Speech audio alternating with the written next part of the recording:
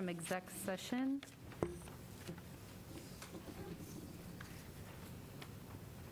And that will move us into agenda item 4, which is communications. And Mr. Sitch is here for CFT. If Amy's reading, she's muted.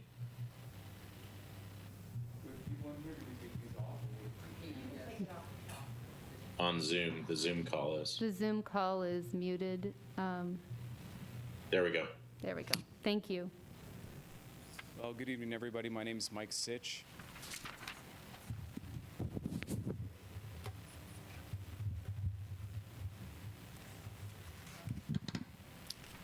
My name is Mike Sitch, and I'm the Vice President of the Champaign Federation of Teachers. And CFT knows that the decision to begin the school year remotely is the safest choice, given our current circumstances. As we've said from the beginning, it seems unfair and even impossible to think that individual local school districts might have the capacity to navigate a global pandemic. Despite remote learning being the safest option for returning to school as it pertains to COVID, there are still plenty of other issues to consider. Like you, CFT members are concerned about the families of the students we serve. We're worried about remote learning and how it'll impact our vulnerable students. We're worried about attendance rates and the uptick of crime in our community. We're worried about families that have been working in the service industry who are getting little to no relief from their places of employment. We want to work with the district and other community organizations to determine how we can best support our families moving forward. You know, I haven't spoken with a single teacher who, if things were normal, would choose to teach digitally. We all want to safely be back in the classroom with our students. While beginning the school year remotely is not ideal, CFT members are committed to crafting engaging and creative remote instruction for our students. If we can get the process for safely returning to in-person instruction right, maybe this year's kindergarten students get to hug their teacher goodbye at the end of the year, and maybe the class of 2021 will get to walk the stage at graduation. And I think to accomplish this, it's going to require cooperation from the district, CFT, CESP, and our larger community. And we remain committed to working towards that goal.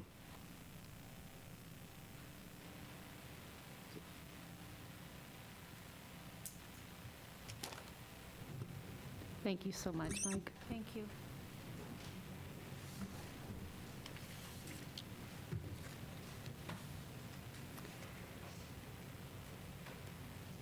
And having no other communications from the list, I will turn it over to board members who have any board comment. Go ahead, Elizabeth. Oh, I'm sorry. Elizabeth? Should I take my mask down or? You can do whatever you're comfortable with. Okay, how about I'll take one of my masks off because I have two. All right. Good evening, everyone. I wanted to use my time during board comment to talk about at least one thing that I got to do. One way I was able to not so much engage, but listen to some community members talk about their concerns about going back to school. So last Friday, there was a panel that was led by Karen Sims at the CU Trauma and Resiliency Initiative.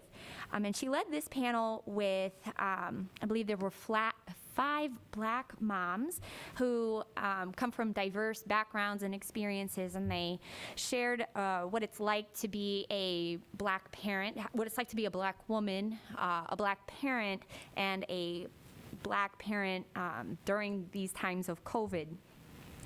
And a few pieces that I took away from this panel that are very relevant to this resolution that our board passed about a month and a half ago now is that it's really important that we make sure that we are intentionally inviting voices, especially of Black people, BIPOC people, so Black, Indigenous, and other people of color to the table so that we're not making assumptions. We need to remember that people from any racial identity are very diverse. They have very diverse experiences and diverse needs. And it's easy for us, especially those of us who are white, to make assumptions, but we really don't know. So we need to make sure that we're bringing these voices in. And as we're thinking about what this school year is going to look like, and how we're going to serve our students, we need to find ways to listen to our families and ask them what they need, where can we meet them, and how can we serve their students the best, not so much in a we need to teach your kids type of way, but in a let's partner with our families and let's work together to educate all of our students. So I encourage anybody who's listening, especially everybody in this room and everyone at home. I believe you can find a recording of this panel on Facebook if you go to the CU Try page. Please listen to this panel. It's very informative, very eye-opening. Beyond that, just as a reminder to everybody in this room and everybody listening, that we need to be prioritizing our resolution that declared racism as a public health threat. All of us, whether we are educators, building principals, staff who works in the building, or we are families, we need to learn how we can bring about racial and education justice in our schools. This can't wait. It can't wait till things go back to normal. But we have this opportunity now that our system is totally broken to build it back up right and make sure that it is just, that we are serving our students, especially our students who have been harmed by coronavirus. An example of ways that families can get involved, I want to talk very briefly about what I have done in my role as a parent, is I went to the principal of my kids' elementary school, and I said, I am here to serve as a parent, whatever I can do to help our school work with our families. We were able to speak with the PTA. We were able to have a meeting with other parents and talk about some concerns that we all have as we go back to school virtually. And our principal was very, he really wanted to hear what we had to say, and he's eager to incorporate all of these ideas into what we're doing, into going back to school in the fall. So I want to encourage, especially families, parents who might not know what role they can play, go to your principal and ask them, how can I help? If you're on the other side of that, you're not sure how you can help, but you have needs that need to be met, go to your principal and develop those relationships, because as we go back to school, all of us play a role in developing better communities within our own schools. So thank you very much. Thank you, Elizabeth. Heather? Thank you. My comment is very quick, and I hope it helps everyone listening. Dr. Baker and I were on the phone last night. We hadn't talked in over a week because I was unavailable, and in the middle of the conversation, we realized that we had different start dates for school in our head. If board members are confused sometimes, it has to be okay that parents are confused. I'd like to make sure we have real cogent documents online. Maybe something on the news. Maybe Susan could get an interview done with one of our local news stories. But I think there needs to be some space for confusion. It needs to be okay that Janina and I looked on the phone, said, I think I said the 24th, and she said the 26th, and we laughed that two board members weren't 100% sure. So one, I'd like to know, when does school start? And two, I think we just need to take a couple steps to put some real easy things out for people on a couple different platforms besides social media, because social media can get hijacked in a conversation. It's hard to follow. So that's really all I have. And I'd like to know what day my kid goes back to school, wherever he goes. So the good news is you're both right. So on the website, the original district start date was the 24th because we were going to have orientation for 6th and 9th. As you'll see later in my reopening, we're all going to be starting on the 26th. So you're both right. And yes, I will do all those things that you requested and more. Thank you, Heather. I'm looking back at my virtual. Bruce, Kathy, Chris, any board comment? Bruce is good. I think mine more fit into our reopening conversation, so our back to school conversation. Okay. Kathy? Good, okay. Dr. Baker? I'll wait the later conversation as well. Okay, gotcha. Okay, I think the one piece that I wanted to highlight is that we have launched our search for our next superintendent since Dr. Zola is retiring. And there is a survey that has been placed on the district website. It's been also shared on social media that is going out to our communities for what they're looking for in the next superintendent, the next leader of Unit 4. So that will be widely shared by us, and we would really appreciate the community taking that link and pushing it out to other families and taxpayers of the Unit 4 school district. So that includes Savoy and Bonneville and some small and unincorporated areas of Champaign and Champaign communities. So we hope you grab that and share it. We will be pushing this to our city council. We will be pushing it to our chambers. We will push this out far and wide because we are really looking for feedback from our taxpayers. The other piece to that is that it doesn't come to the Board of Education and it doesn't come anywhere to Unit 4. Those survey results are anonymous and they go right back to the search firm to be aggregated out. So you can be rest assured that you're anonymous and you can be quite open and honest with what we're looking for. And we look forward to that. And then they bring that data back to us and they will share that with us in upcoming meetings. And you'll see as part of that narrative on our website, you'll see what the process is and the dates that we'll be moving forward. I think the only other thing I have to do is give a shout out to, go ahead. I will say that the survey closes Yep. Tuesday, September 22nd at 8 I a.m. think it, is what it says on the survey itself. okay. Tuesday, Oh, you can do September it through 22nd. the 21st, so yep, Yes, all the way yes. through. I don't think that was me, might have been. I just want to send some thank yous out to the district and some very specific people that have been working to push items out to our families, particularly to our operation and maintenance staff. Paul Douglas is leading that crew. It's our custodians, our drivers, our building care.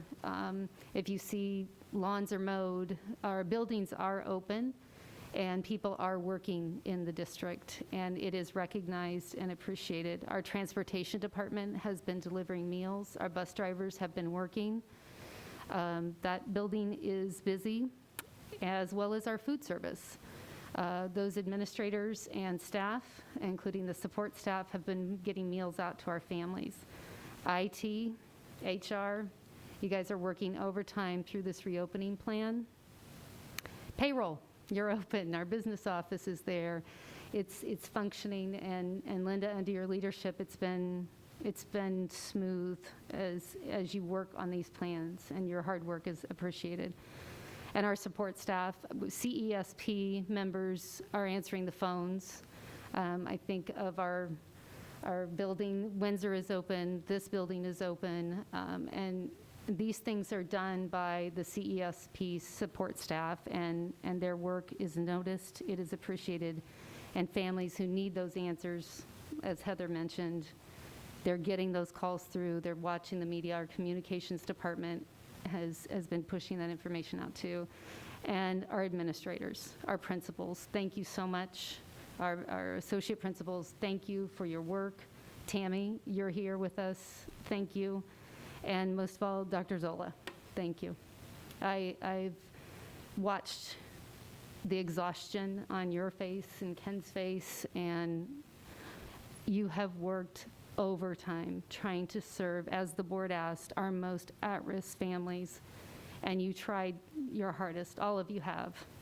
It is noticed. It is appreciated. Thank you. And plenty of people in the community say it. They say it to us when we're out and about, and it is appreciated. And the building construction is ongoing. Construction's going on. Elizabeth, I know you're all here putting in the work. So the buildings are not closed, and the work continues to serve our students and our families. So I wanted to say thank you. And I'm sure I forgot somebody in that list of thank yous, and I apologize if I did. But I am still impressed with the note that you shared, Dr. Zola, of yeah. the Assistant Director of Transportation, who is also a master diver, when the pool needed assistance, and he stepped in.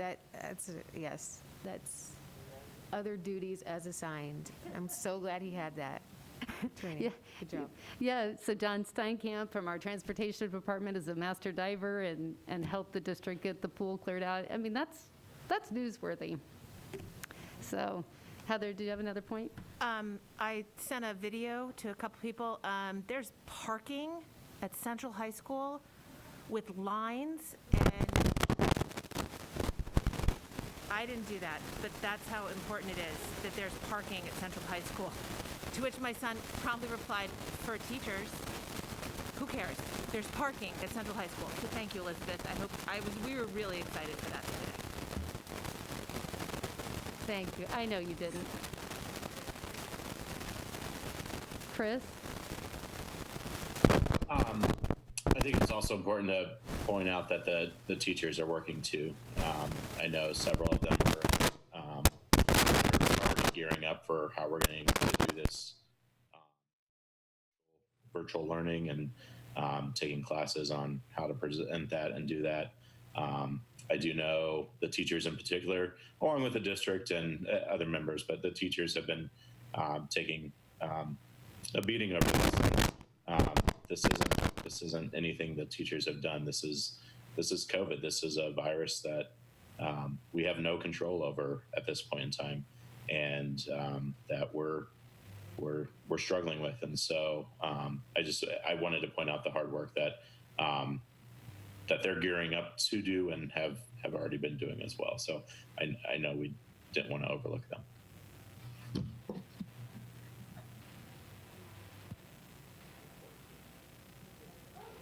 Oh.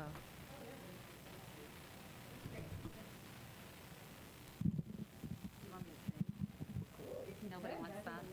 Nobody wants that. Is that on? Sorry, I'm gonna test it. Test. That's okay. Thank you. Okay, technical difficulties. But we're all moving through it. Okay, so that moves us into agenda item 5, which is our action agenda, which is new business. And this will be item A, administrative appointment, the assistant principal at Jefferson Middle School. And I will turn this over to Mr. Ken Kleber. Good evening.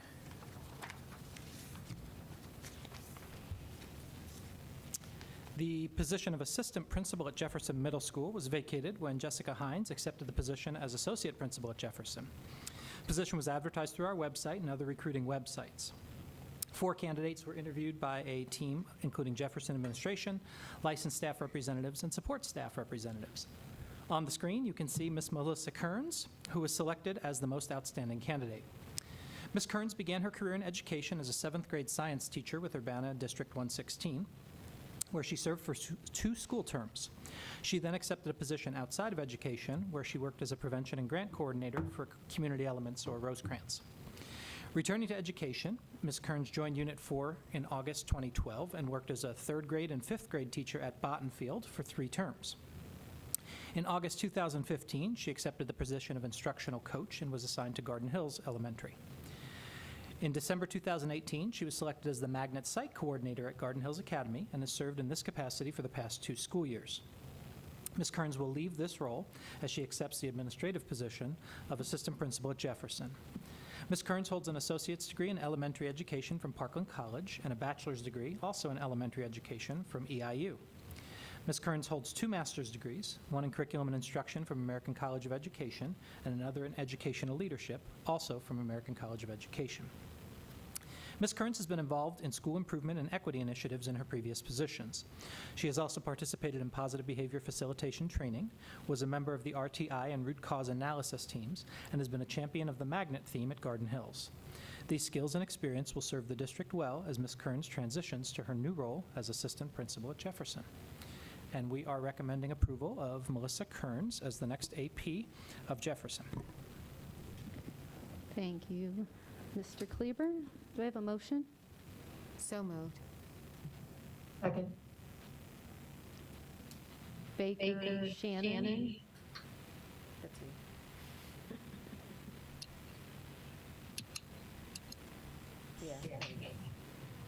Questions, comment from the board?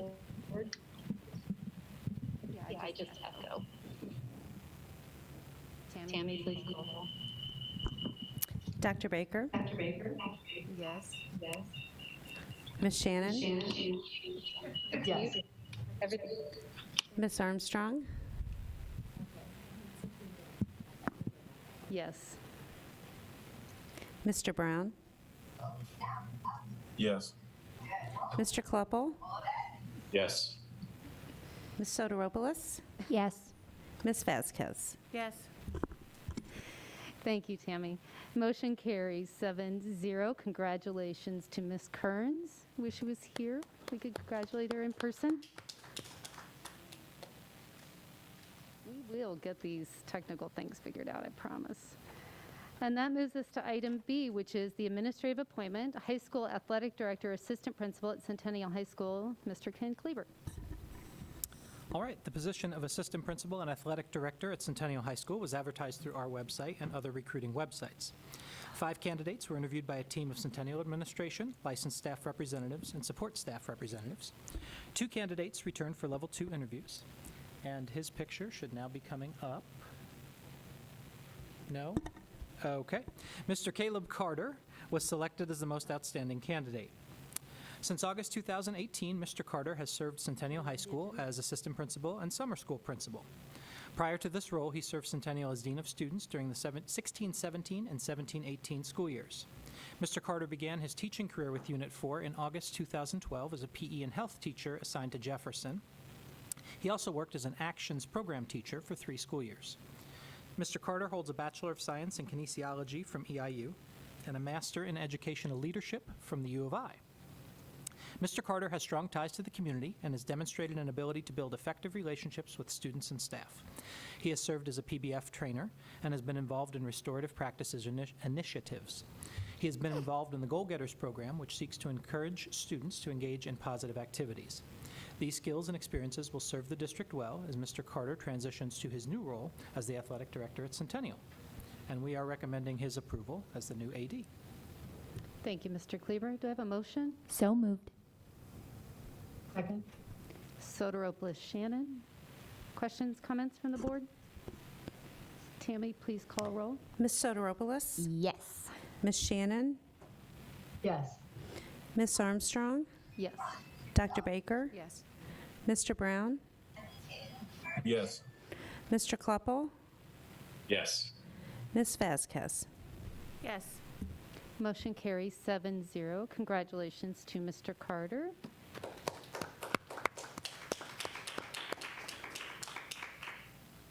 Thank you, Ken, for that. That will move us into item C, which is the approval of the design, development, and estimate for the International Prep Academy, otherwise known as IPA. And we'll turn this over to Ms. Sandra Raisler.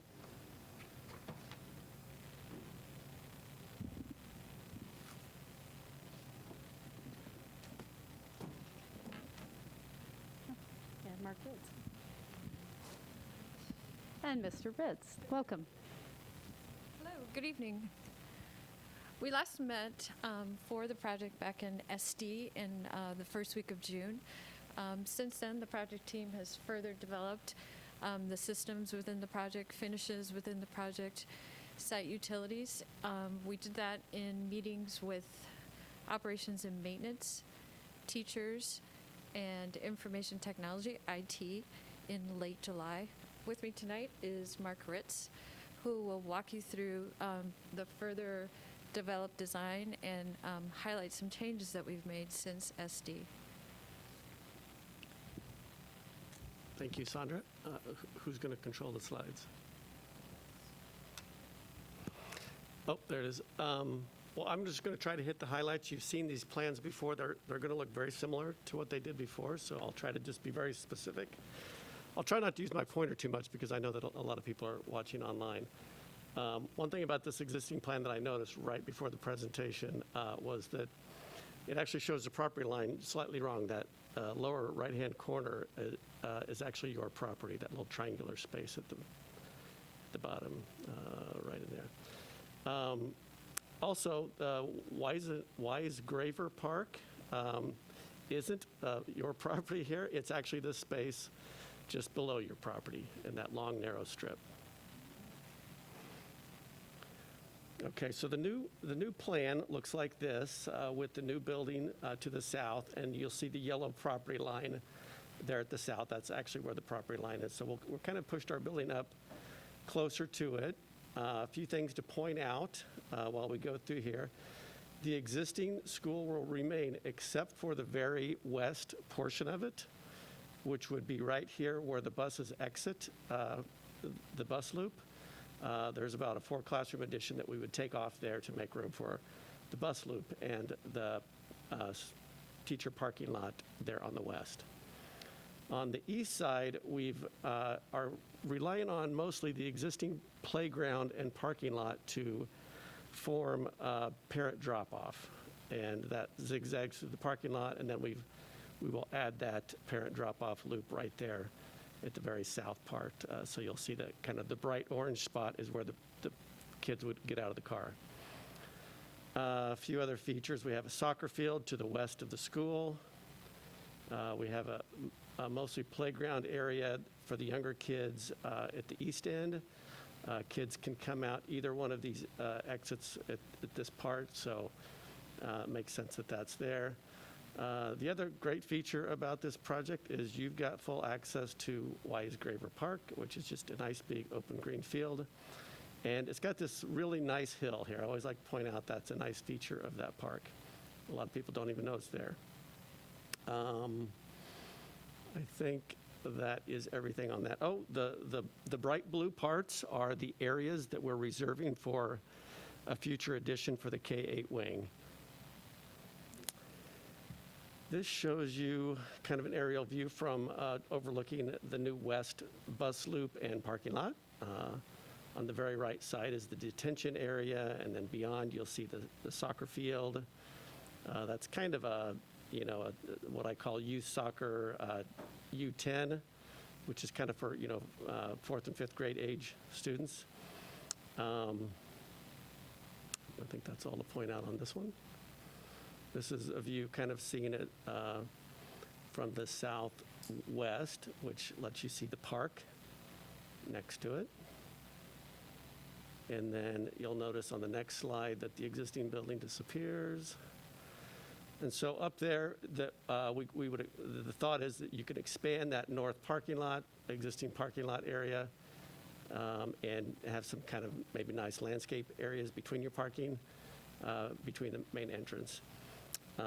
Actually, I want to just point out one more thing here and jump back. So the blue building areas are the future additions for the 6-8 wing, which is the large blue area here. One other item that we're showing here is the possibility of space for future locker rooms for the gym. It's not real clear what the program is, and I'll kind of point out one of the changes that we made to the plan related to the future locker rooms. I did want to point out one thing on the overall site plan that I failed to mention is pedestrian pathways. So Kirby Avenue is to the north, and most of the kids would walk along Kirby Avenue to get to the school, but I think it's important to note that we've tried to separate all of the bus traffic from the pedestrians so that you can walk along sidewalks and not ever cross parking lots or cars. That was a big goal.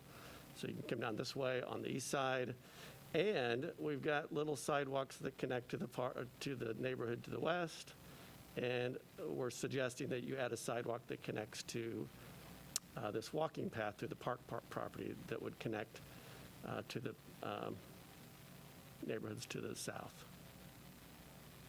Okay, jumping back ahead, we'll see all the pretty pictures. So this is the view from the bus drop-off, and some of the cuts that we made were to the building exterior, but I don't know that many of you would just notice them right away. The gymnasium wall, that top part of the gym wall is a precast concrete that was brick before, but that will be kind of an etched concrete, kind of like you see on the south side addition over here. Also, we don't have quite as much overhang on the building. Oops, going the wrong way. But we still maintain some of that language. We've also reduced the amount of window a little bit on this wing. This is the classroom wing and the playground area to the east. And by the way, that sidewalk right in front is the walk that extends to that neighborhood to the east. And then this is the south side of the building. One of the reductions that we made is the big blank wall for at the back of the music room. That is where the addition will attach, and so we thought, let's spend less money on that material since it will probably be covered up one day. But it is still a nice look that goes with the rest of the building. So that's kind of the big picture. And then we've got the floor plan. And again, I'm just going to touch on some of the bigger changes. One of the changes that actually didn't quite get updated because as part of our value engineering was to not do these 2 dressing rooms. And so those orange areas will become storage, so it will all be more gray area. We'll still have 3 restrooms. One of those will be attached to the principal's office that will act actually as kind of a referee space. The gymnasium is the tornado shelter. Its function also provides 3 areas for PE. It's dividable into 3 spaces. And it also functions as for like all-purpose, or I would say all school assemblies. It's got bleachers with a capacity of 500. And if you wanted to have a large group come in for a presentation, you can pull out a portable stage and put up some chairs, and you can probably seat 700 to 800 people for a very big school presentation. Below the gym is the kitchen and servery, and that really is no different than before. Out to the west, we have a little bump out that is the generator room. The red area to the bottom middle is the music room. It actually is dividable into 2 spaces. It also functions as the stage, and it opens to the commons area, which is the orange area in the middle with all the chairs. And so that space in the middle can accommodate, seating for maybe 150 people to watch small performances. The yellow area is all the administration area, which hasn't changed a lot from the last time. And the classroom wing, things I'll point out about that is just the grade level. So kindergarten at the top, blue areas, and then the lower wing is first and second. What we've done differently from the last time is that we've only connected pairs of classrooms for team teaching. So it allowed us to save some operable partitions. You'll also notice those dark blue rooms are small group rooms at each of the first and second grade room pairs. And so that allows both of those teachers to pull out students into those small group rooms and have that. And then also in the corridor, there's a corridor collaboration area as well, and you'll see it in those 2 spaces. And then above those spaces are 3rd and 4th and 5th grades, and again, they have small group and collaboration spaces in the corridor. Trying to think of so the one big difference on the 2nd floor is this mechanical room just to the south of the gym. It used to have these yellow spaces next to it, but in an effort to take some square footage out as part of the cost control, we've decided to this used to be this yellow and blue area up here, used to be designed for the 6-8 art room. But the thought is 6-8 art can happen in the old building, and then when you build the 6-8 wing, that can be returned to the art room. And we can move those spaces that we have up there, which are, I believe that's the faculty collaboration room, as well as a staff workroom up here. So these are some interior spaces. This is the view that you get as you walk in the door. And this is the view kind of behind looking towards the stage or music room. And then this is the 2nd floor collaboration area where you can look over the balcony down towards the stage. So it's kind of a balcony seating area for the stage, as well as collaboration. And this is the music room. And I've got a couple shots of the gymnasium. You can start to see the dividable curtains and goals and bleachers, etc. It's another view. This is a typical classroom, and in each classroom, in every classroom, we have a handful of things. I'll start here on the right. We've got cubbies with storage above. We have opal board partitions that connect to another classroom, so there's two classrooms that always connect. There's kind of a long counter space in every room with cabinets below it and lots of tackable surface. And then in the corner left here side, you'll see a teacher wardrobe and a sink. And then the teaching wall at the far left with the monitor and the whiteboards next to it. And then this is just another view of a classroom. And then this is one of the small group rooms between the two classrooms that are shared. And this is open collaboration area in the corridor. And then as far as the costs go, that small amount of building demolition, that's the part of the existing building, the far west end, that we would remove with the Phase 1 project. The site improvements, $1.8 million, and then the building construction, which is primarily the building construction and the mechanical, electrical, plumbing systems, that's really the cost of the building itself. So you can look at the building construction costs as being about $16 million total. And then so that, is that right, 16? Oh, okay, so 16, okay. So overall, the construction cost is about $18 million if you include all the site and building costs. That's the parts that are actually built and stay.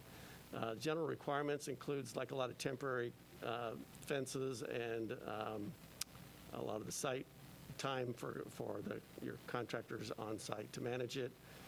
We've got a lot of contingency in here, still $1.3 million in contingency. And then the owner's cost, that includes professional fees and furniture and technology items and a variety of other small items. And right now the project is $77,000 under budget. Any questions?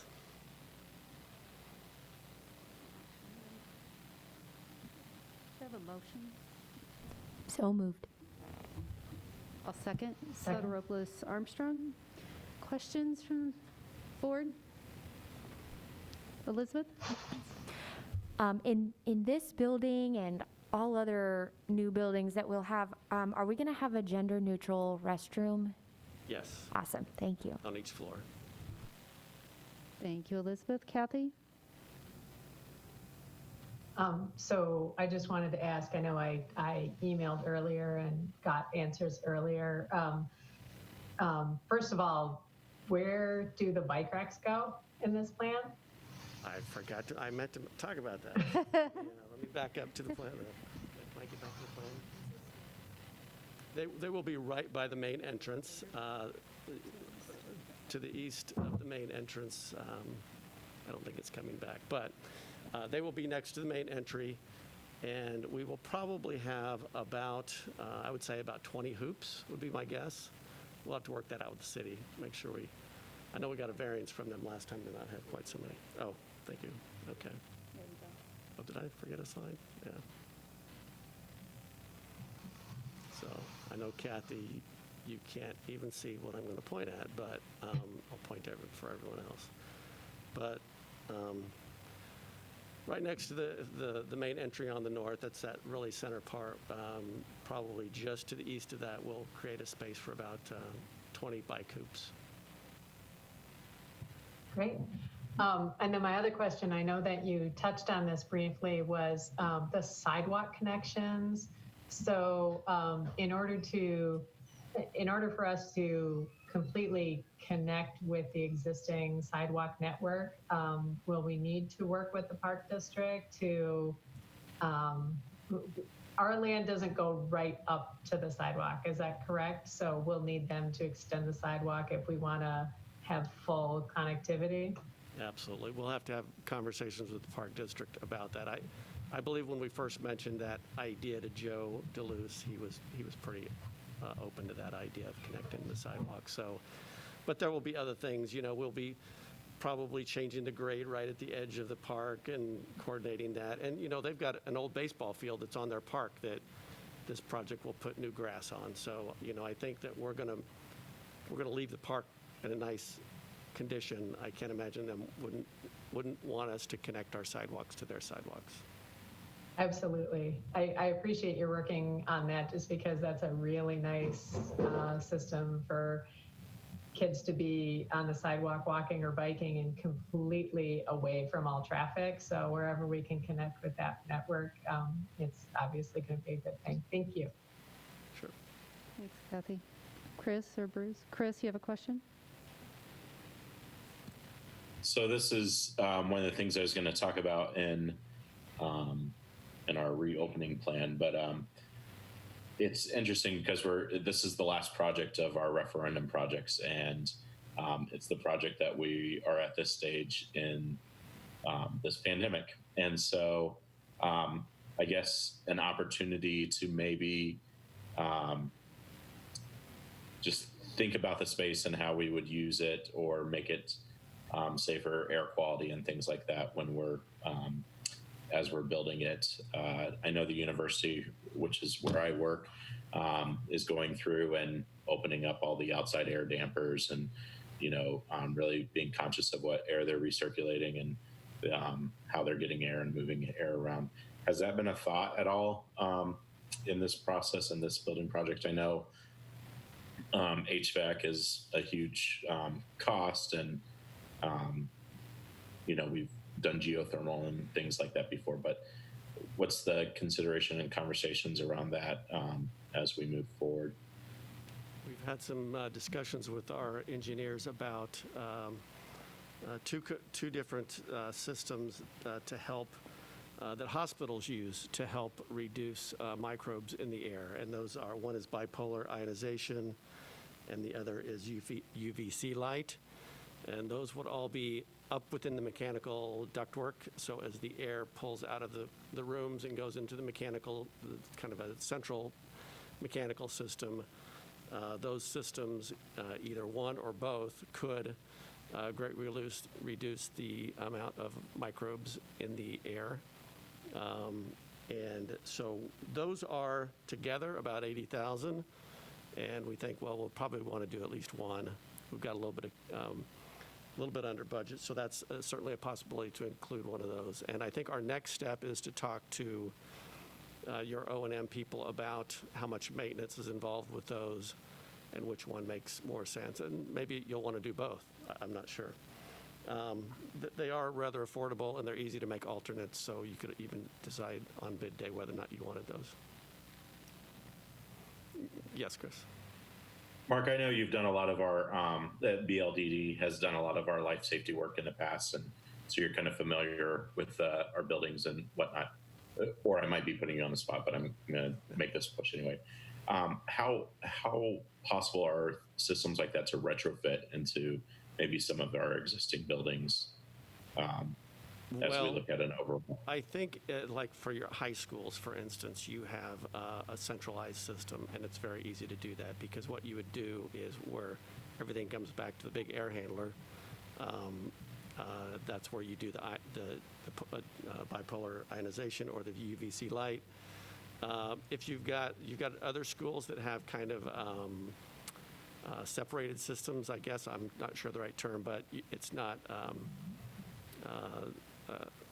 every kind of classroom has its own mechanical system, like a unit ventilator.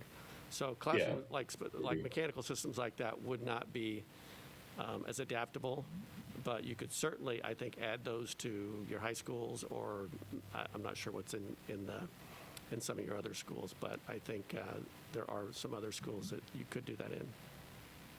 Okay. Thanks, Mark. Thanks, Chris. Bruce, do you have any questions, comments? Dr. Baker? Just wondering, in light of COVID-19 and thinking about just even your industry and looking at our current plans, would there be Are there any other changes that would be suggested as we look at some of those spaces in terms of collaboration and containing and all of those things? I guess what in your industry are you hearing regarding new buildings? Well, one of the things that we've talked about as our team is adding hand wash sinks in the commons area. Obviously, it makes sense for COVID-19, kids coming off the playground with dirty hands and whatever, we'll have lots of sinks for them to wash their hands before they eat lunch or go to their classroom. That's a very small expense, in the big picture, so I think we'll end up doing that. It's beyond that, it's hard to find ways that we can kind of redesign the building completely. I think that, we talked a little bit about the nurses' room having a negative pressure. So if it was determined that a child was sick, they could be in a room where the air is not spreading to the rest of the school. And I think there's also a way to look at how the kids leave the building without going through like the administration area.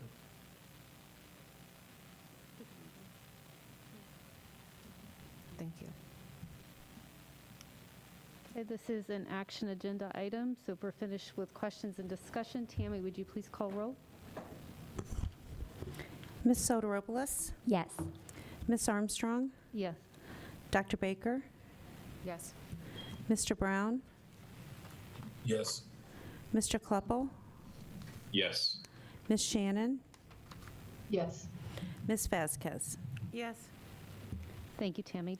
Motion carries 7-0. Thank you both so much for coming and sharing the information and the updated plans with us. It's exciting. Appreciate your time. Thanks, Sandra Mark.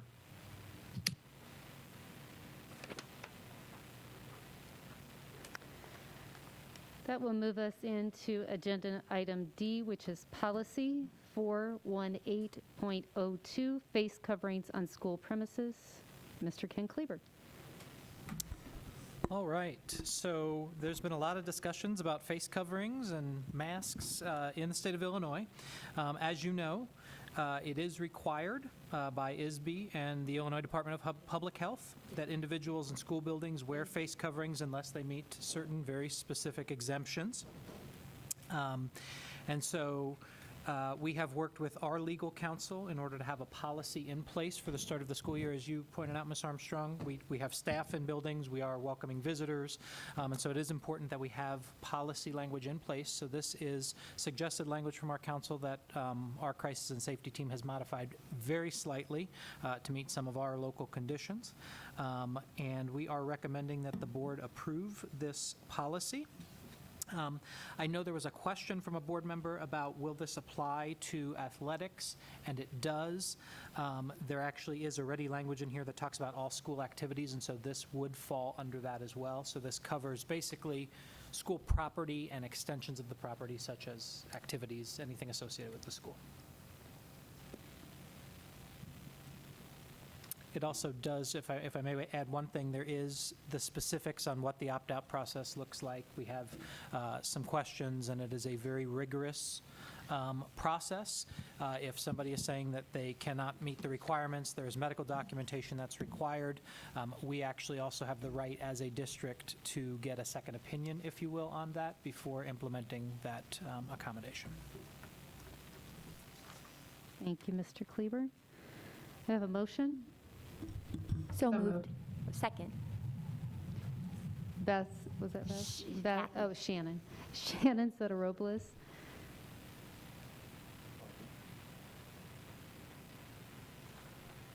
Okay, questions? You both have your hand up. Heather, go ahead. Go ahead. Ken, I think it's Ken, so I want to wait. The face coverings made of plastic aren't traditionally PPE made. Some of the ones that they wear that are adjusted at the head that someone might choose to wear, wouldn't that be considered plastic, and wouldn't that be allowed? That's a face shield, and It's no, a shield, not a mask. Correct. It Ooh, is learn a not new yet. word. Yep. Okay, got it. Thank you. Sure. Elizabeth? how will the district handle discipline issues around non-compliance? Yeah, so that's a good question. So there are several places in here where that is discussed. And so ultimately, what it comes down to is after following the process, we do have the right to exclude people from activities, assign people to virtual distance learning if need be. And the policy does provide for that for noncompliance. Now, there are certain IEP situations where we have to meet certain requirements along the way, but at the end of the day, we do have the right to remove people for noncompliance, and employees can be disciplined. So, and this question might belong in a bigger conversation about discipline, but are we working towards not excluding students from the virtual classroom at least? So if a student were to be expelled over this issue, they would still be part of the classroom virtually? Yeah, based on my discussions with Dr. Zola, her intention and our intention is if you can't be present in the physical building, we would invite you to participate in distance learning, correct? And you don't have to wear a mask in your house, obviously, so. Okay, thank you. Thank you, Elizabeth. Dr. Baker, any questions? Bruce, Chris, or Kathy? Chris? I think I've read a couple mask policies since I read this one, believe it or not. So we're going with pretty, obviously nothing offensive on the face mask, that type of thing. Are buffs allowed? Like that you can pull up over? I'm sorry, I couldn't hear what you said, Mr. Kleppel? You said buff? Are what allowed? Buffs?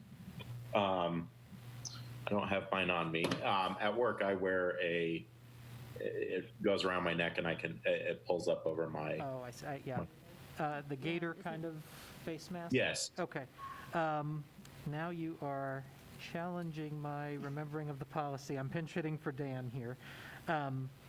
And so our language says if it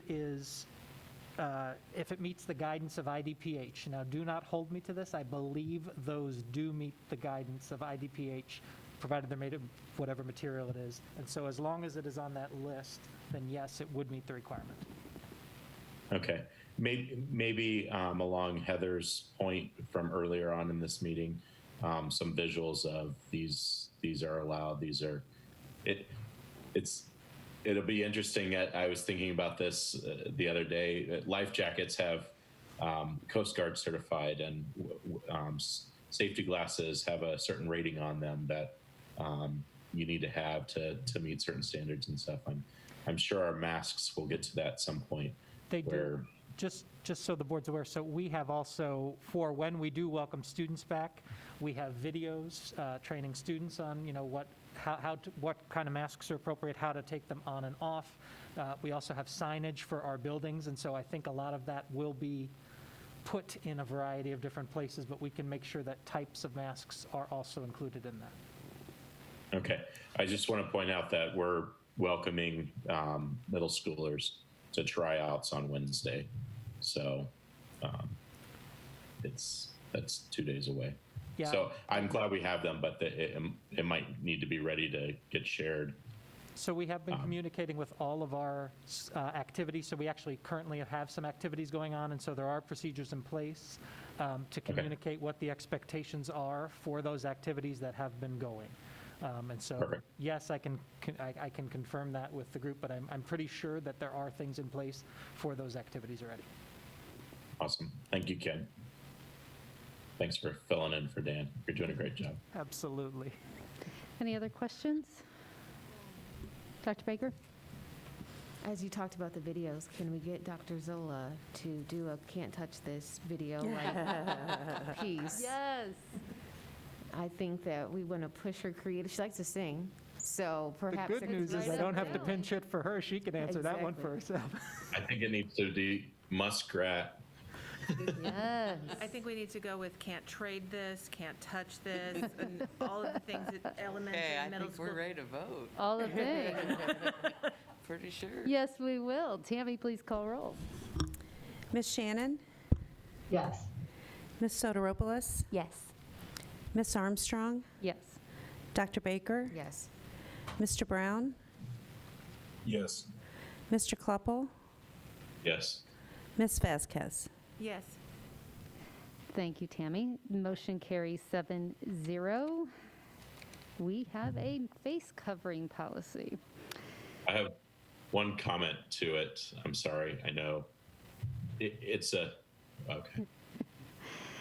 Thanks, though. I'm going to write it. Whom do we affect? Whom do we tell? There you go. That's where it can live. That moves us to item E, which is the resolution approving the COVID-19 reopening plan. Dr. Susan Zola. Good evening. Thank you for the opportunity to update the board on our plans for reopening fall 2020. As you know, we had conversations, or through board leadership, we had conversations on Wednesday prior to my decision to move the entire district to remote learning for fall 2020.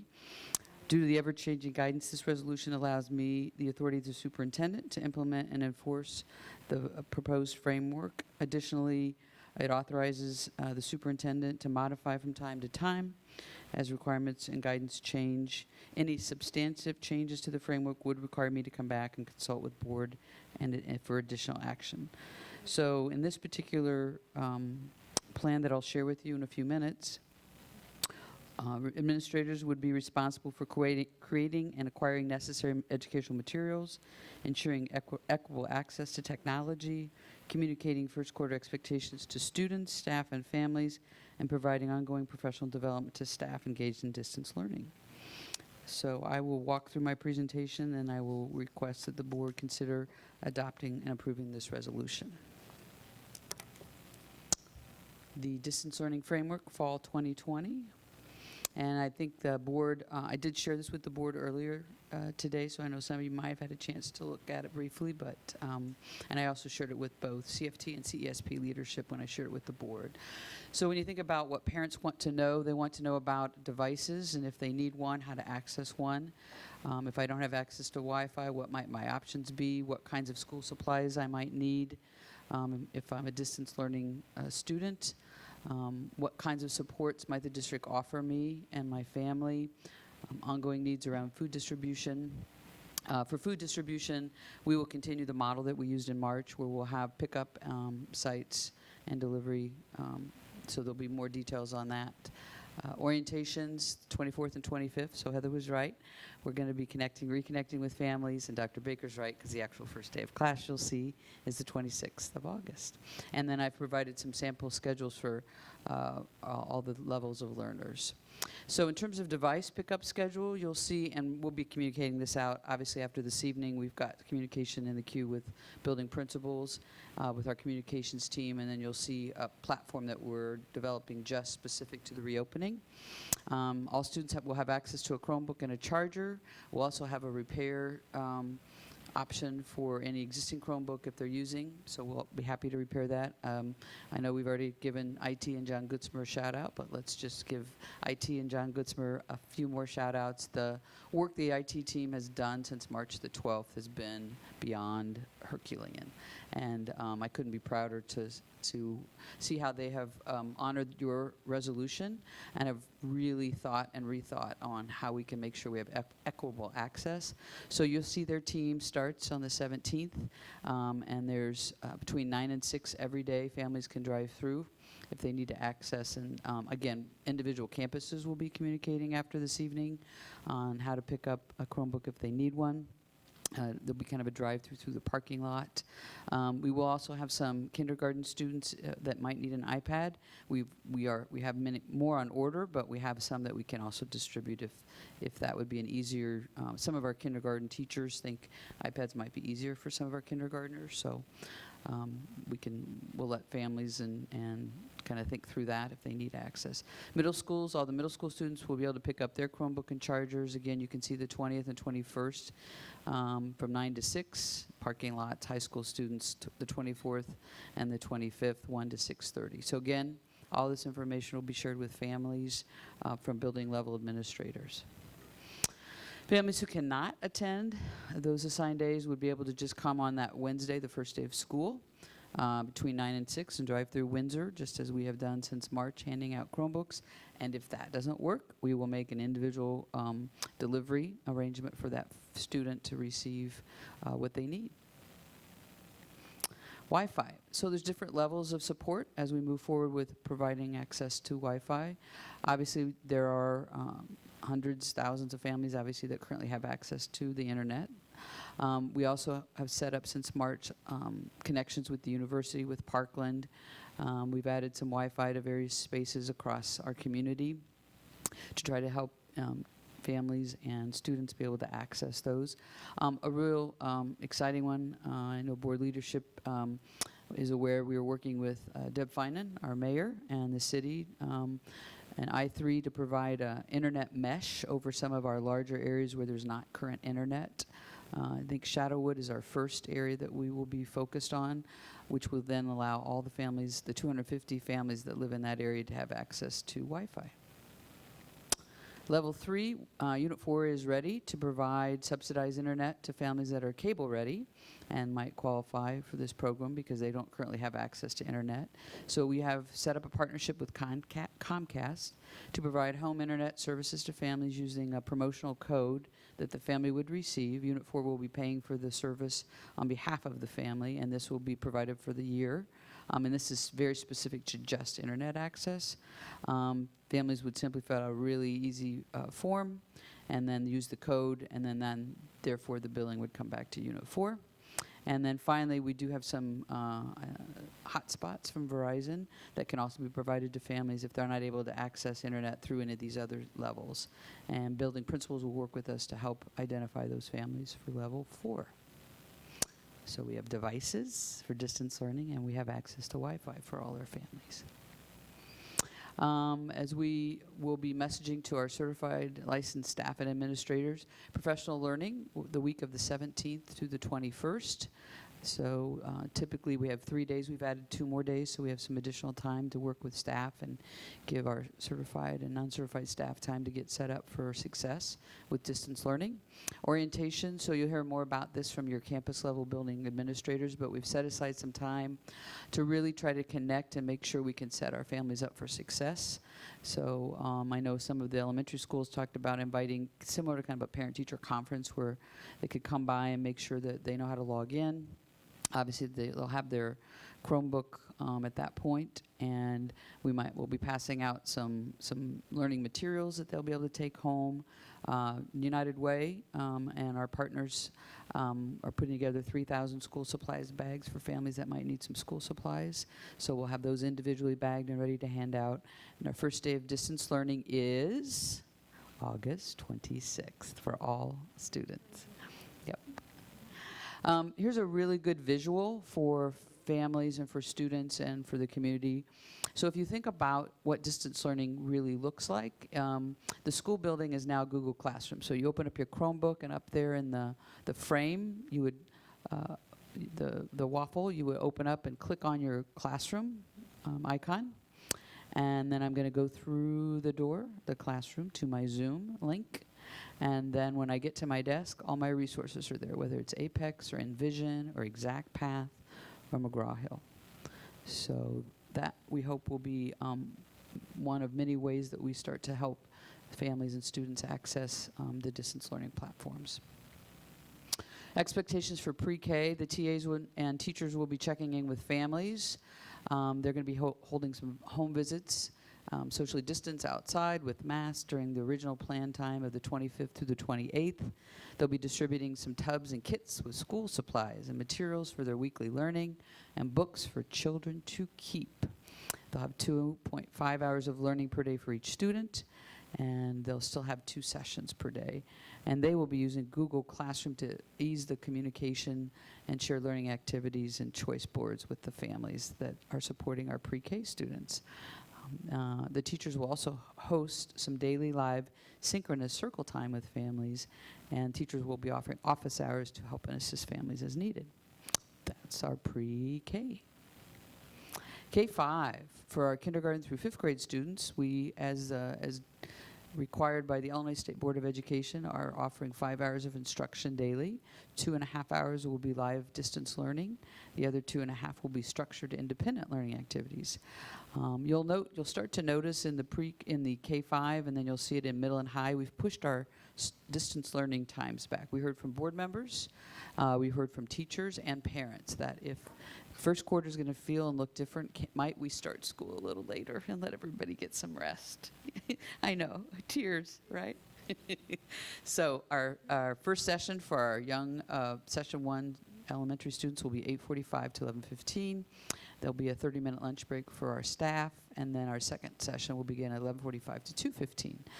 Homerooms will be split into obviously AM, PM. The buildings will ask if parents have preference, but we won't be able to guarantee everyone's preference, just for the reality that if everyone wants the morning, that probably wouldn't work, right? And teacher work days do not change in any of these schedules. I did communicate that to CFT. So if I happen to be in early school, then probably my collaboration and some of my planning and prep time might be before I start instruction, right? And we have that all mapped out for our teachers, and our administrators will begin communicating that. So we did not change any work days for any of our certified staff. These are the resources. So remember, when you get to your desk, right there at your desk, your Envision math resource will be accessible, Exact Path, and then we have IPN Garden Hills have a different resource. Our literacy, our wonders and assessments will be the core reading, just as it has been. And again, you can see we have a shout out to Andy O'Neill and so many of our teachers, social workers, counselors who've been working on some specific social emotional learning. It's been the core message each time that I've talked with our principals and administrators that we have to recognize that our students and our teachers and all of those coming back need a time to process, right? And so we are really embedding morning meetings and circle times and really trying to make sure that we use this time to check on the social emotional wellness of our students. Attendance will be taken, just as it always is in our TAC during class meetings for these sessions. Obviously, I already articulated a couple common platforms for learning and communication. So Google Classroom and Remind. And every student obviously will have a Chromebook, and then you see the assessment, grading, and report cards. A couple thoughts about Google Classroom, because you'll see it articulated over the next several slides. It's really a way to communicate and offer instruction. Families can receive messages, emails from their students' teachers. They can receive notifications around links to the students will receive daily notification through Google Classroom to link into their Zoom meetings. Student work can be saved offline and submitted once an internet connection is available. So sometimes you might have a student that might access the Wi-Fi, download what he or she might need, then they can work on that in a different location that doesn't have access to Wi-Fi, and then they can come back and reload that work that they've saved. Students can access videos, worksheets, and resources from their Google Classroom accounts. They can send messages and questions to their teachers, so can their parents. So we think it's going to hopefully streamline messages and be a common tool that we can help parents and students feel comfortable using. And then you see some of the visuals of the resources that I just articulated. And you're familiar with some of the resources for those of you who've had elementary age children. And you can see the writing and reading analytics. This is our new adopted math curriculum, which I haven't worked as closely with, but those who have are very excited about the Envision and how it is a simple, sort of clear, intentional pathway around math instruction. And some family student supports that come with the Envision in terms of finding student assignments 24/7, videos, some help apps that can be in different platforms. So over the next several weeks, our teachers and our administrators will be working with families, and I'll talk a little bit about that when I talk about the student support centers to make sure people know the resources that are here. And as you can see, here's some more resources where you can access your online math materials, videos, practices, adaptive for some of our students that might need an adapted practice. And a nice feature, of course, is that it's available in Spanish as well as English. And time for middle school, 6-8. So as you can see, our middle school students are starting at 9 o'clock, and they have 8 instructional periods, so they have 25-minute classes with a 5-minute transition in between. And so just like they would in a middle school, they'll have their different schedules, and there's a break, about a 35-minute break or so for lunch. And then the teacher will have office hours. And again, because the teacher's instructional days or a work day hasn't changed, some of them have their collaboration and their planning maybe before students, depending on what time they normally report. And there's still time for staff time after office hours. So that's a pretty typical middle school schedule. And there's our high schoolers, same typical model of 30-minute lessons. Their lunch is either 4th, 5th, or 6th hour. It just depends on their schedule. So I didn't want to put a specific lunch time because it depends on the student and whether a freshman or a senior. But there's a lunch built in for teachers and for students. It's just one of those 3 periods. And then there are also office hours built in. You'd have to get up a little earlier, but you could email your teacher the night before through Google Classroom, right? So that's good. Distance learning for Novak. So they have 4 classes with some period, a few minutes in between, and then their office hours are listed there as well. Expectations for 6-12, so we'll take attendance. The teacher will take attendance in TAC for each instructional period. Every student will have a device. Grades will be recorded just as they always have in TAC, and guardians will be able to see those grades in the home access center. So none of that's changed. And then obviously there's assessment, grading, report card time. Teachers will be teaching and delivering the curriculum each day. There are 4 hours of live instruction and 1 hour of independent. Unit 4 has purchased obviously the curriculum, Unit 4 has adopted course curriculum and then has also purchased an online resource, Apex, that will provide additional curriculum support in core content areas if a teacher chooses to use that. It's a support curriculum and works well whether we move back to in-person, or we made it a distance learning, or have a hybrid model. Features of the Apex curriculum include online tutorials, ways in which teachers and students can document their work over time. Teachers can customize, reorder activities if they want to infuse some more culturally responsive teaching practices into the work. Apex has multi-language options where you can take the text-to-speech feature.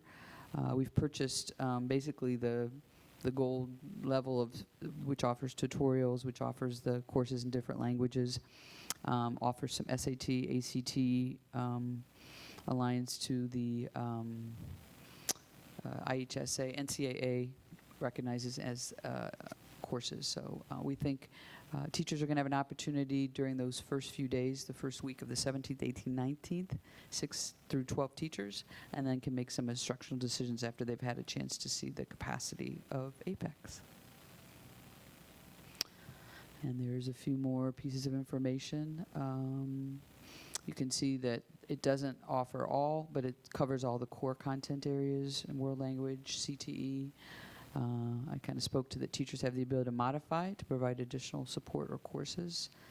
And you can see the planning for high school is on the 18th and middle school on the 19th, and then they can make some decisions after they've had an opportunity to see that resource. And what are we doing? We are making sure that we continue to follow wellness checks and guidelines for all the adults that are returning to our campuses. Student support centers, pretty exciting. Met with the team today. We are looking to open some student support centers, initially at probably 3 campuses. If it goes well, we need to expand, we can. So student support centers would be 9 to 6 currently at 3 different locations, Monday through Thursday, and 9 to noon on Friday. We are creating a helpline, a help email, a help text, support, I should say. And then if you call and say, I'm just really struggling, maybe grandma's got the 2nd grader home during the day or is watching, we'll set up a time to come in and we'll help you out. We'll give you support. So we'll work with you one-on-one and we'll make sure you have what you need, and as we move forward, we think these student support centers can evolve. But initially, for the first few weeks, we just want to make sure there's an actual place that somebody could come and get assistance, not just on the phone, not just through a text or through a call, but having a time to come by and get some additional support. So I don't have a lot more details because we are developing that model as we speak. But we did have an initial meeting today, and we're excited about what that might be for our families. Sports and athletics, we are moving forward with following IHSA and IESA guidelines, and it is specific to registered Unit 4 students. I did have a couple families reach out about participating if their school was not, and they were not a Unit 4 school. So it is very specific to Unit 4 families and students. Our principals will be working with us over the next week or so to articulate expectations for students. And Mr. Kleber and I met today, and we'll be putting together some expectations for staff returning. And of course, we know that communication is the key. We're developing a specific web hub to support communication forward together. And so it will be a link to our website, but it will have its own ability then for families to go there kind of as the place to get information and updates and videos or support. And again, our support information will be created as a part of that as well. So that is our presentation on reopening fall 2020. Thank you, and I'm sure you might have a question. This is an action item because of the resolution. We need to adopt that because of policy. Do you have a motion? So moved. Soto Robles Vazquez. Word questions? Heather? At the student support centers, you said 9 to 6, 3 days a week, 3 locations, Monday through Thursday, and 9 to 12 on Fridays.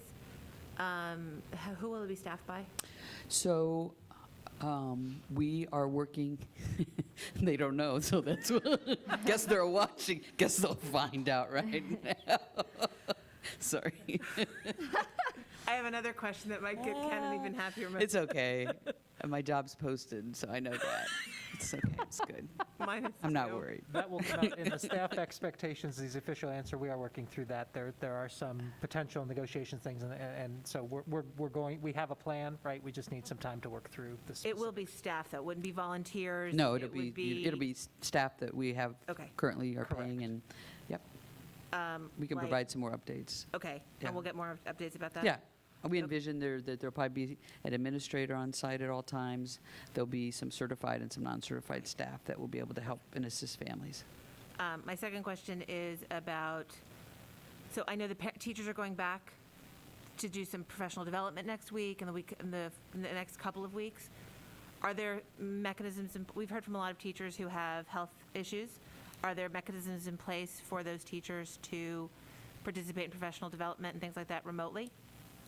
So that's one of the other things, that's one of the other things that we are working on, are what the expectations are in general for professional development. So our intention would be to provide that guidance that would cover not only that week, but any professional development that would occur during the first quarter. And so, yes, we will have information specifically for that. And if a teacher needed like medical documentation to demonstrate, we would let them know how? We have been doing that actually already. So I and my office have been pushing out specific information to teachers based on, and to all staff actually, based on how they responded to a specific survey. Okay. Some of that has been put on hold as the plan has evolved. So, for example, if I may have needed an accommodation when all students were going to be there, but I may not need that now. So the message I have been sending to staff for the last several days has been, once we have the expectations finalized for this new version of the reopening, we will communicate those, and if you still have needs, we will work with you on those needs. Okay. So, yes. I wouldn't want either the perception or the actual reality that we would look like we're penalizing a teacher that didn't get the documentation in some way. It sounds like what you're trying to avoid. Yeah, we have an established process that we use, and Great. we've been working with people actually since March on these kinds of things because doctors have different levels of responsiveness Right. depending on where they are. I will say, actually, in a shout out to our healthcare community, they've done a pretty good job. They have. Of getting us what we needed and answering questions as they rose. Margie and I have both talked with public health. They've been very responsive when we've had questions, and so I think we have good partnerships with a lot of the people in town who can help answer some of those questions or provide that information that we need. Great, thank you, Ken, I appreciate it. Thank you, Heather. Kathy, did you have questions? Nope. Bruce? Mr. Brown?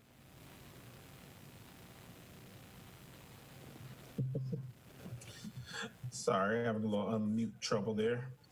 Had two questions about, and I don't know how far along you are in the plan, but Dr. Zola, have you guys given any consideration to how, not necessarily finals, but since this will go through first quarter, about midterms for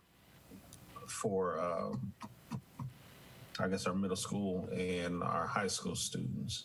I understand how Google Classroom works, and so is it safe to assume that like the tests that the students would be taking in person are also the same tests or a variation of those tests made available online? Correct. Okay. And then second question, are there any classes that are excluded from the middle school and high school, since there are 8 periods, and I know some of those classes are electives, are there any classes that are being eliminated in this plan? So like would create a hole per se in the student's schedule throughout the day? I need to research that. I would assume there might be, but I think a lot of the teachers are going to try to develop courses that they would normally have taught, but I'm just thinking in my head of a couple that I just don't know how you would do that from a distance learning model. So let me do some research with our middle and high school campus leaders, as well as Mike Lear and Dr. Taylor, and get back to you on that. Okay, thank you. Elizabeth? I've got several, so I'll ask a few and then look around and see if anybody has, if anybody else wants to ask questions. So my first one is, are we going to mass call our families to make sure that they have this information, that they're notified, like orientation starts on August 24th. If they need to pick up a Chromebook, like here's where you can find more information. Like kind of like we do those mass calls for snow days. So you mean using school messenger to let families know about the information? If that's the thing that Yep. calls people, then yes. Yep. Okay, cool.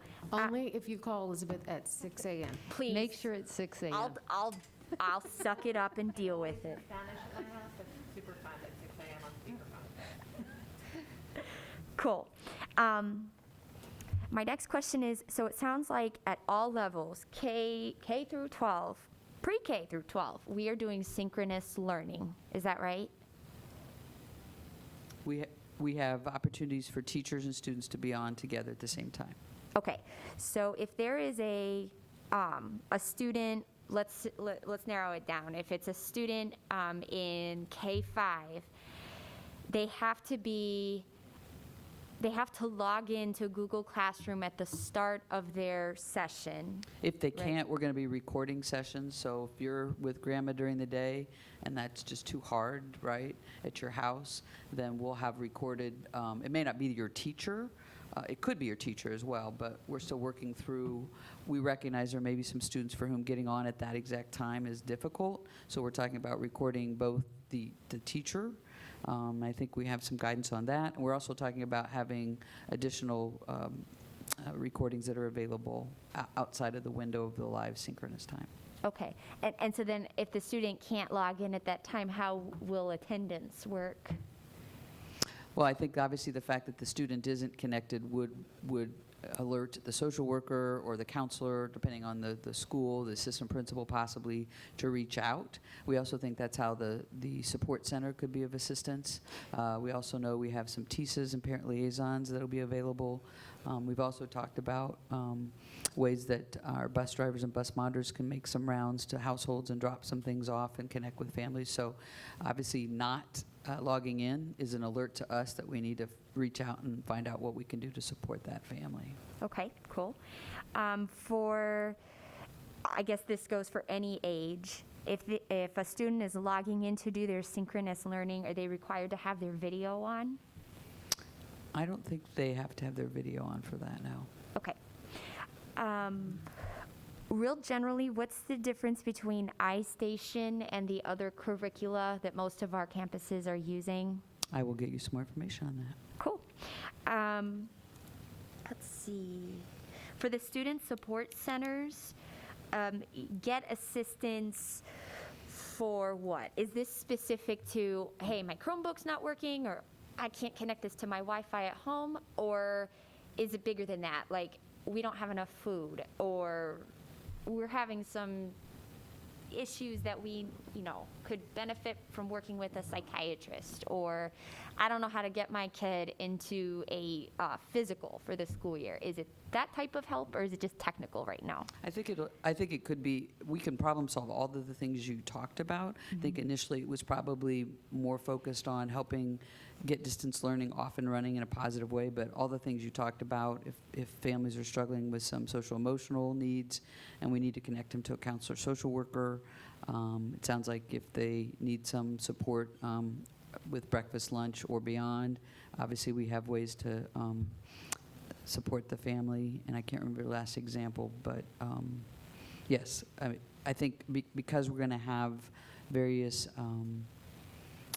ways for families to reach out to us, then I think it's contingent on us then to respond and say we can help problem solve that. Okay, so the goal right now is this is a center to get help with technological issues, but it could expand beyond that. Yeah. I mean, we will, if it becomes a place where we see the need, we can replicate and grow it, right? If we find it's not meeting families' needs, then we need to revisit what else we should be doing differently. As you know, we don't have a playbook on distance learning for 10,350 students. So Right. we're trying to read, we're trying to, every day my team is reading plans from, San Diego to New York to Virginia, and we're trying to really look at the wisdom of others as well as the wisdom of those in the room. Cool, great. That's really exciting to hear. I'll stop here and ask if anybody else has a question. I have several. Yeah. Let If you other want to take a people- break, that's fine. Chris has his hand up too. Chris, go ahead. All right, I'll jump in with a couple. So, thinking about, will there be an opportunity for fifth graders to begin band and strings at some point during this online process? I know we take great pride in our musical programs here in Unit 4, and that's a really big kickoff for a lot of our students, that fifth grade band experience, and looking at some of the musical opportunities and things that have gone on online. I think it could be actually a really cool experience that we could string together. See what I did there? String together. So that's my question. My first question. I don't know where fifth grade band and strings. I knew we were putting a pause for first quarter. I assume that meant they would revisit how we might integrate. Right now, I think they're working on 6-12 because a lot of those instructors are also working at the middle and high school. So I'll wrap back around to my team and see what their thinking is after first quarter. So there's no way to do that first quarter. That's Right now, I There's no don't way. think that was in the band and strings assignments for first quarter, but I'll be happy to go back and get clarity on that. A lot of times I'm not in all those spaces when those conversations are happening, so. And I would add, abs- rarely, Chris, did that happen in first quarter, I think that was part of generally. I mean, it took Okay, a while before and- everybody got their instruments, so Yeah. it would be in line with if this were a regular school year. Okay, I don't want it to get lost in the shuffle. Sure. Thank you. So, will there be testing, MAP, Park, any of that? I think that when I was with some principals today, they were talking about how they could do some assessments from a distance learning model. And I Okay. think they're still working through. I think part of it is we've had some teachers in. I know there's teachers have been doing training with Google Classroom, and we've had some teachers at the table when we were looking at the different. We've had coaches and CACs and grade level chairs, of course, our coordinators who are teachers. So I think a lot of those voices have been at the table for some of these conversations, but I think we want some broader teacher voice around how assessments might work. And so again, with the principals that I've been in the room with, they've had some ideas, and they've been meeting with their reopening teams, which are teachers and support staff. So I'm going to let some of the wisdom of those who are closer to the campus level kind of voice their thoughts on how best we could accomplish that. I had an interesting conversation, but it kind of goes in hand with the help centers, I think. And just, I know we have great relationships with the city, the park district, the hospitals, even the police department, and just making sure that, we talk about reporting on things going down because kids and students aren't in school buildings anymore, and the teachers are, being reporters and everything. And so just making sure as much as we can with the rules and regulations that we're bound to, but working with the different groups and resources, the judicial system, the health system, of really knowing when a family might be in crisis and that we need to kind of wrap around that family a little bit more. It was just a thought that I had a conversation with someone. And Yeah, I know we're doing that. I just wanted to kind of link that to Elizabeth's comment about the health centers where, connecting all of our resources together. Mm-hmm. And I would just add that Stevens Family YMCA, Champaign Park District, several churches, non-for-profits, CU Schools Foundation, United Way Community Coalition. I probably have missed some names, but there have been a host of partners that have been reaching out. Senator Bennett made a gracious donation to help with some distance learning. Like, there are a lot of people that are interested in supporting the success this first quarter and trying to help create spaces to care for children while we're working to educate from a different model. So just the fact that you mentioned that, I wanted to make sure that people knew that there were a lot of individuals that were reaching out to try to help and assist our families. Okay. No, and it's hard not being there in person, but I can't begin to express how much work that you all are doing on a constant basis, and you have all these answers to all these questions for the most part. So but part of me asking this is just to get it out there, it kind of in a report. And then I've got one more, and then I'll let some others talk. So I know Heather shared it. I know Deb Finan, our mayor of Champaign, shared it. But the SHIELD testing, the saliva testing at the university, is going national. It was kind of announced today. And I know Linda and Ken, particularly from our team, have been in those conversations and talks.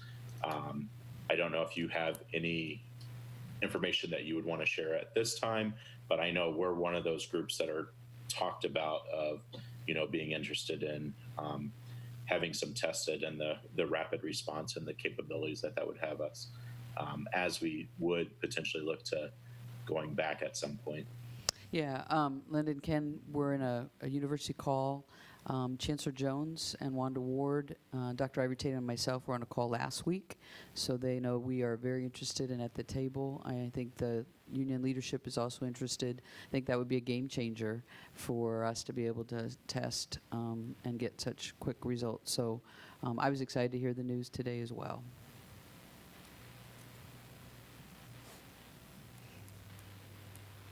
I have a couple more, but Amy, your turn, or somebody else's turn. I think Elizabeth touched on the not attending.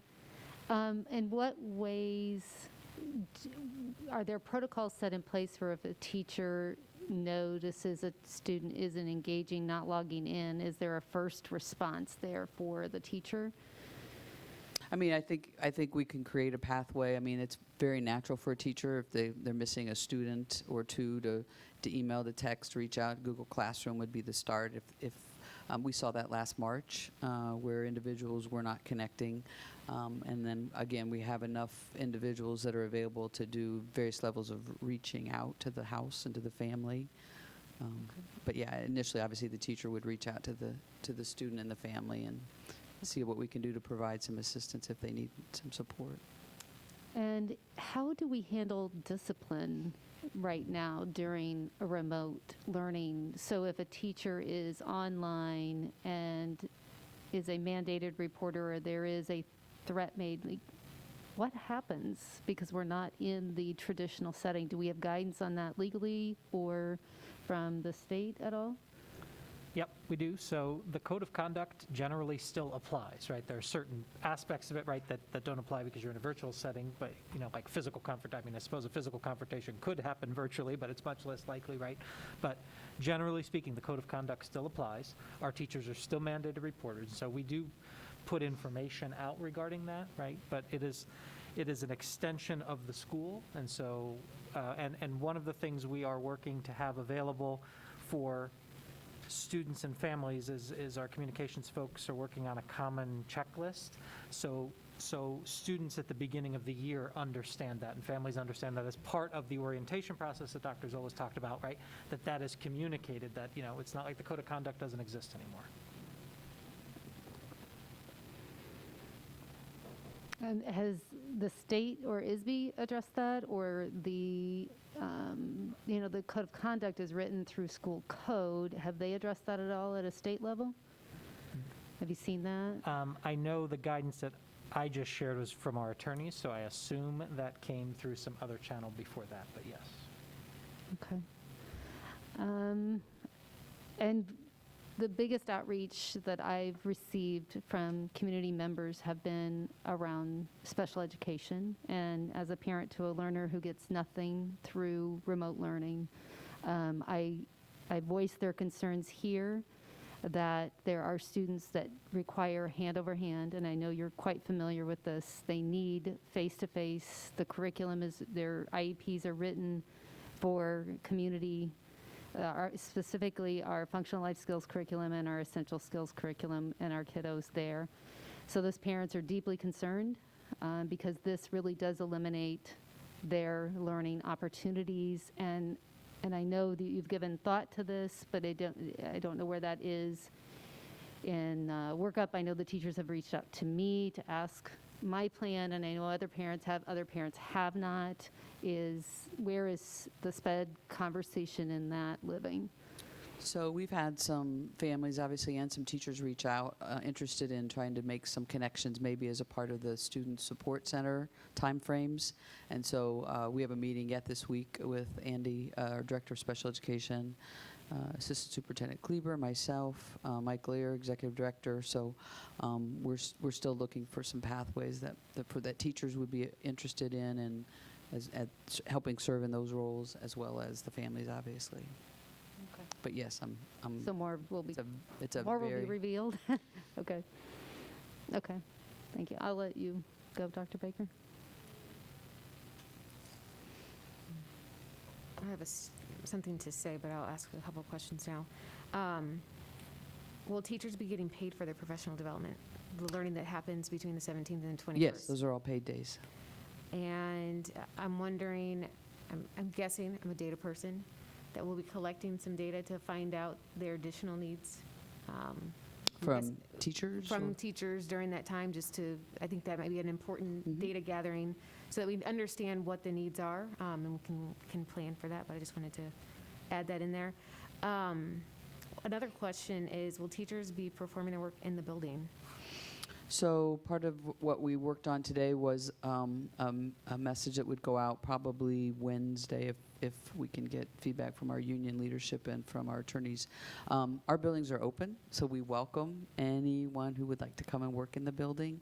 I think the survey was about 60% of the staff at the time when we were going to bring students back. Were comfortable coming back to campus under some of the PPE and the cleaning protocols and wellness checks. My guess is that number would go up without students in terms of faculty wanting to. I mean, I know we had one campus where I think about 100% of the teachers wanted to come back and work in the building. I think part of our conversation today was if you have a second grader that's your own child and you're comfortable bringing your second grader to your class, they can hop on their Chromebook and go to school virtually or distance while you teach so we're comfortable with that as well. So that'll all be in the expectations. We do recognize, I think it was articulated, that we have staff that are still not comfortable, so they can make a decision to work from an alternative location. I've had some staff reach out, I know, to Ken that said, if you can create a space for me in the school that could be mine, a smaller space, I'm comfortable. So I think his effort and the principal's effort to try to respond to what teachers might need, we recognize that not all teachers are comfortable coming back, and that if they are able to do their work outside of the building, we're going to honor that request right now. Yes, I would support such expectations. One question that I get constantly is, will the curriculum be standardized across grade levels? So will all 8th graders get the exact same content, and doesn't depend on teacher? I think that's one piece, and I think as some parents are trying to plan for pods and different things, they're trying to make sure that even if they go to a different school potentially, that those students will still get the same curriculum no matter which school they go to. So K-5, I think the resources are very similar right across all the campuses. I think if all the 8th grade English teachers used the APEX course, then it would be the same. Okay. If one of the English teachers felt that it didn't meet their instructional needs as well and they wanted to develop and use others, then it would be different. But because there's spaces each week for those teams to plan and collaborate, I think the scope and sequences would line up pretty nicely. Okay. And I'll ask one more question. Standards-based grading. You talked a little bit about grading up on the slides, and I know that there are some older grades that still continue grading, but I also know that there's some that are going through standards-based grading, kindergarten on. Will that still be a part of it, or is that something you're still working out? How will that look? Yeah, I don't think there's any, because this is really, we're really trying to recreate school, that the grading protocols wouldn't change. Okay. I know where they're entering the grades. I mean, obviously, there may be some kinds of assessments that you can't do from a distance learning, but in general, the expectation is that teachers will be providing feedback to students, and then obviously assessing students' growth, and then at some point assigning a grade or a letter if it's proficient or SAT, depending on the level of the child. Okay. Oh, got a couple more. Heather, I'll come back. Heather?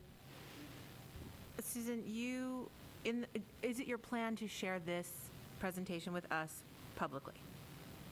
This presentation that you're showing us right now goes up on a website, right? Yes. Mm-hmm. Okay. So it says on slide, hold on, I was ready. I think it's 25 or 26, distance learning 612, Illinois version of the Common Core. Is that potentially something we could link to? Because it says we'll have access to full course catalog of the Illinois version of Common Core. I wonder if that wouldn't help parents be a resource for parents to search. So you want us to link the Illinois Common Core standards? We can do that. I think that's a good place to link because we get a lot of questions. I think it's kind of where Janina's going as well. Like, I've gotten a lot of questions about, I don't remember when enrichment began in elementary. I feel like it was second grade. Enrichment was second grade. Depends on the campus. But Depends on the campus. Barksdale, I remember, I think it was second. But I wonder if we'll have enrichment opportunities. I wonder if we'll have, specifically at the high school level, will we have accelerated AP opportunities? Mm-hmm. So I can answer I pulled up the APEX. So they have AP biology, AP chemistry. They have AP psychology, AP government, AP micro. I don't think we teach. I don't think we offer that course, but they have an AP version of it, AP U.S. History. So there are AP classes and honors classes as a part of the APEX online curriculum. I asked because I think one of the things that would help is if there was some searchable places for parents to find those resources with a search icon Sure. instead of one of us being their search icon. Sure. Or you, which I imagine happens a lot. Which is why I think that last slide that I shared, which is its own portal. So, we'll have a direct link to the, thank you to IT in the back. They're so helpful.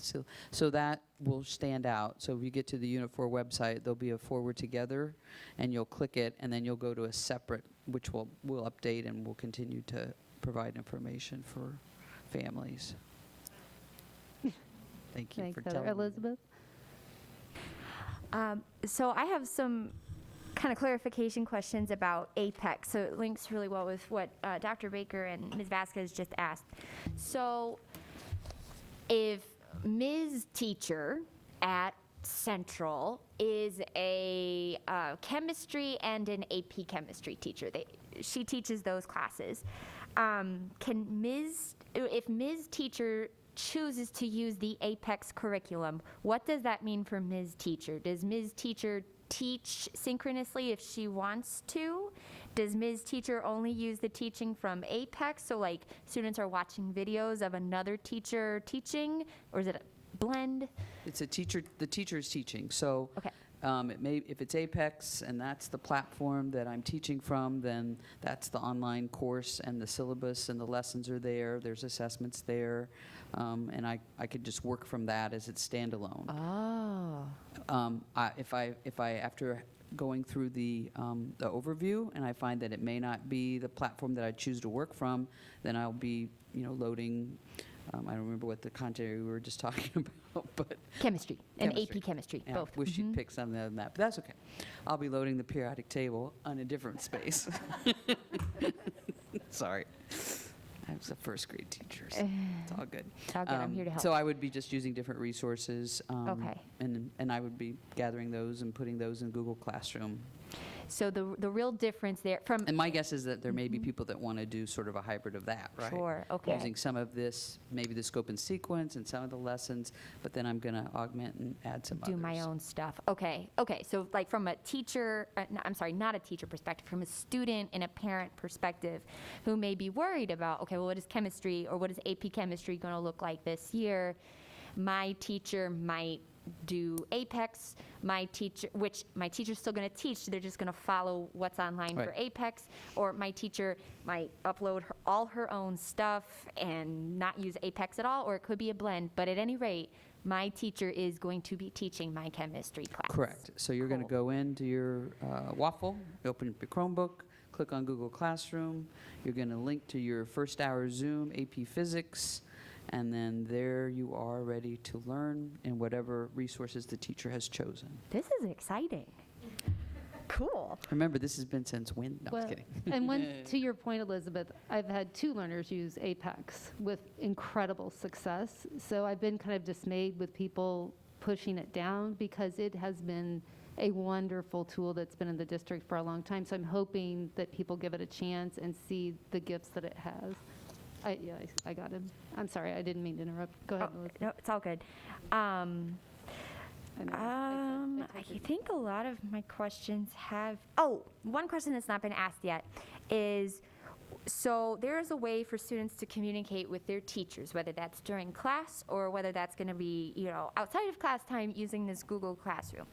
But will there be a way that the district is going to facilitate students communicating with each other outside of class time? Like something like Facebook Messenger, for example, Messenger Kids, where there's tight controls and everything, but kids can still connect with each other because that's really important for their well-being too.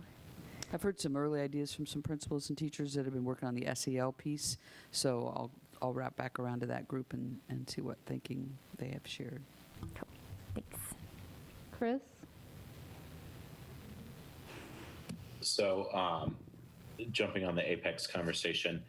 So we have had, and I appreciate, Amy, your feedback, sharing your experience with Apex, and I do believe, it's going to be something. We have had some teachers enthusiastically talk about wanting to not use Apex. So is that kind of conversely, will there be an opportunity for teachers to teach what they teach, how they want to teach it, without using Apex if they so choose? Yeah, so in the presentation, I shared that they'll have a couple orientation mornings, one for middle and one for high school, to see what it offers, and then the teacher will make a decision whether they choose to use the resource.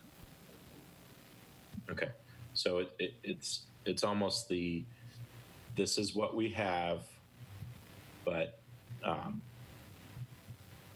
we welcome teachers to do what they do in their own way. Teachers will have the opportunity to, after they view it, to determine if they want to use it, if they want to use aspects of it, or if they want to develop their course with other resources, correct? Perfect.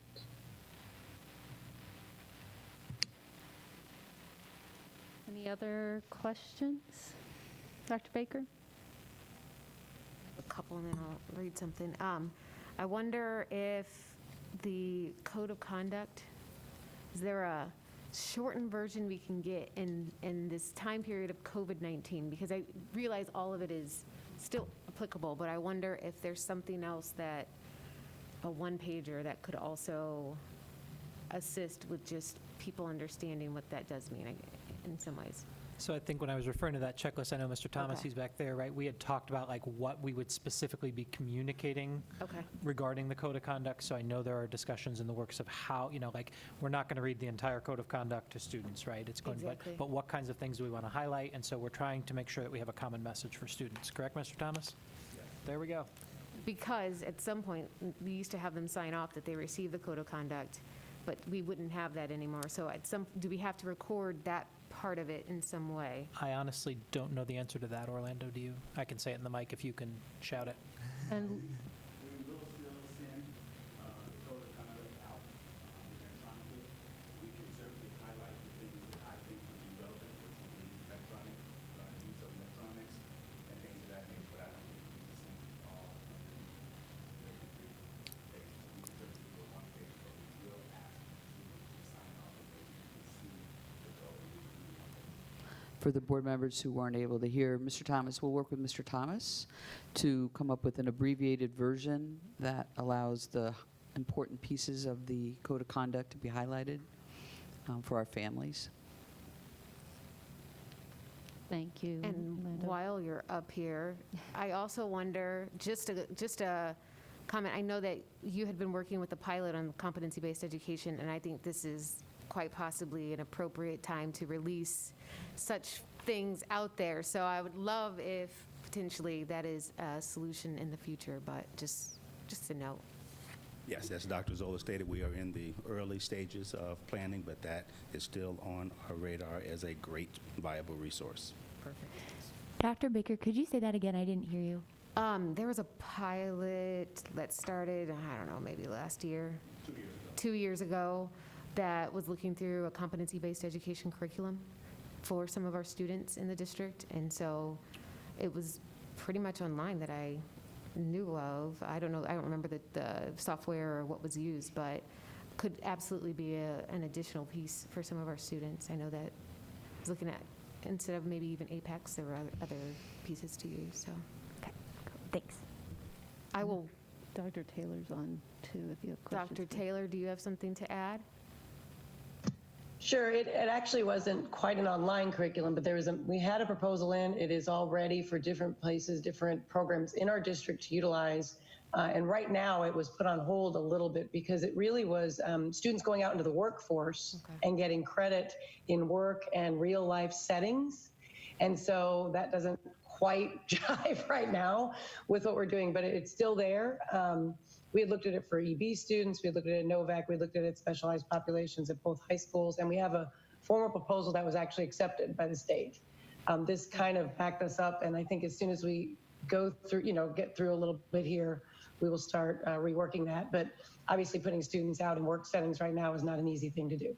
And that's what it was. They were going to work and gaining credit for high school. That's what that was about. Thank you for jogging my memory. I just want to, Great thing if we can get to it. seriously, maybe it's all IT stuff right now. A current teacher, Cecily Thomas, recently came to ask us, and how are the children? And I don't think any of us would answer, the children are well. Yes, all the children are well. I think as a district, we're struggling to unite our expectations. Everyone seems to have the right answer, and they just might for their own child or their children, but I think we're struggling to unite expectations for all of our children. And I have to be honest, I'm really struggling around the conversations around APEX. APEX has been used for our Black and brown students for quite a while for credit recovery, and now all of a sudden it's not good enough for all of our students. And I personally think this is the perfect time to address APEX so that it is good for all of our students. I'm hoping that we can unite around the fact that, and the acknowledgement that I, like many of you, we're for public education, yet we demand more of it. I'm a systems thinker, and I don't like to place blame in one bucket. Instead, I share responsibility. I share in that responsibility. I want us as teachers and staff, district parents, and community to all share the responsibility in making sure that all of our students, not just some, are learning. Earlier this summer, I did not vote for administrative raises.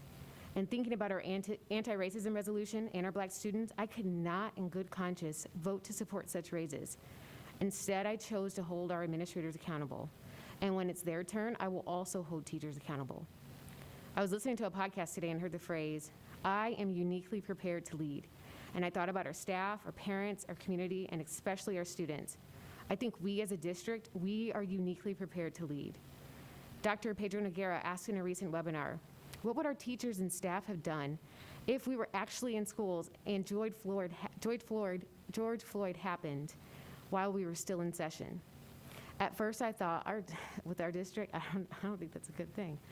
But then I reminded myself of our teachers and our staff and our administrators and many of the interactions and conversations, and I think there's several people that were ready to lead those conversations.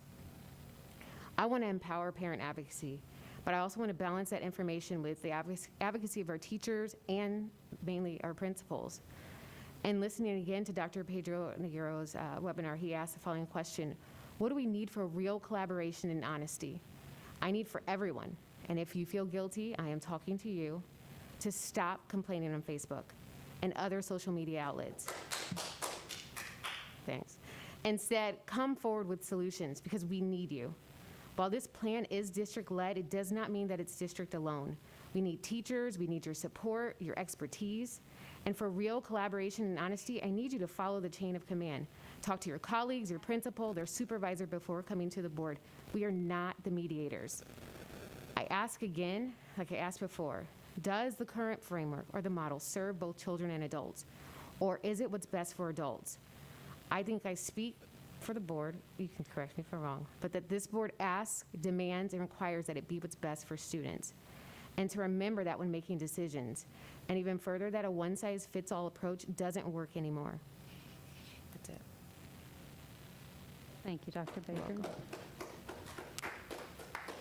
And Dr. Zola, you've worked really, really hard, and your team has worked really hard. Team has been working hard. Your team has worked hard on this, and when we came back to you and asked that you really carve out those children most harmed by the loss of the educational environment, you gave it a full swing.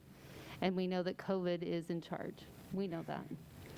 But to Dr. Baker's point, this whole community has to step up and step in to these spaces to support the framework. It has to be a group of a collective voice coming with solutions. And that's the reality, is parents are going to be struggling and kids are going to be struggling, and we all need to come together. I made the point the other day that somebody keeps saying, a few people keep saying, I'm glad I don't have a kid in school. You do. If you're a taxpayer, you have a kid in school. If you're a citizen, you have a kid in school. It is vitally important that all of our children get an education and enter our community as productive citizens. This is not on your shoulders alone. It's not on our shoulders alone. This isn't our plan as a board. We are approving you to be able to work around policy, and that is our role, is around policy. That's it. You run the district, you set the framework, and you set the expectations, and it's our job to follow the policy and the student code and support you in that. So I appreciate you articulating perfectly what needed to be said, because there's a lot of complaints and there's a lot of harm out there, and we've got to meet our students where they're at and help them and help our staff serve. So it's greatly appreciated. Bruce? Yeah, I just had one quick question. I don't know if we actually have the capacity to do this or not, but would it be possible that our web hub to support that communication, do we have the resources or even the partnerships at the university to make that into an app that would be available on iOS and Android platforms, or at least the initial link? Thinking about access and thinking about, having to navigate, getting on a computer, getting on our website, and then finding the link to find the information. Given that everything is virtual and remote, would it be possible or even feasible for us to put that in an app format? I could check. It's a great idea, Bruce. Thank you. Elizabeth? I don't have a whole lot to add. I want to make sure that I say out loud, thank you, Dr. Baker. I co-sign on every single word that you said. I am here to not only hold administrators accountable, which is very important. I want to make sure that we are empowering our building principals to in turn empower our teachers to be able to step up to this occasion, provide our teachers with the professional development that they need to engage with our students. But on the other side of that, our teachers also need to be held accountable. It is not just in our district, it is in teachers' unions across the country. We can't talk about ending racism, we can't talk about anti-racism without acknowledging that our public schools have perpetuated racism since public schools were founded in this country. So I want to make sure that our teachers have all of the tools and training and everything, support that they need from both the district and the community to make sure that they are following our resolution and making sure that finally we are rebuilding a system that serves all of our students, especially our Black and brown students. So beyond that, I was concerned that a virtual school plan, let me say this a different way. I shared the concern with a lot of community members that a return to school plan virtually would look a lot like it did in the spring.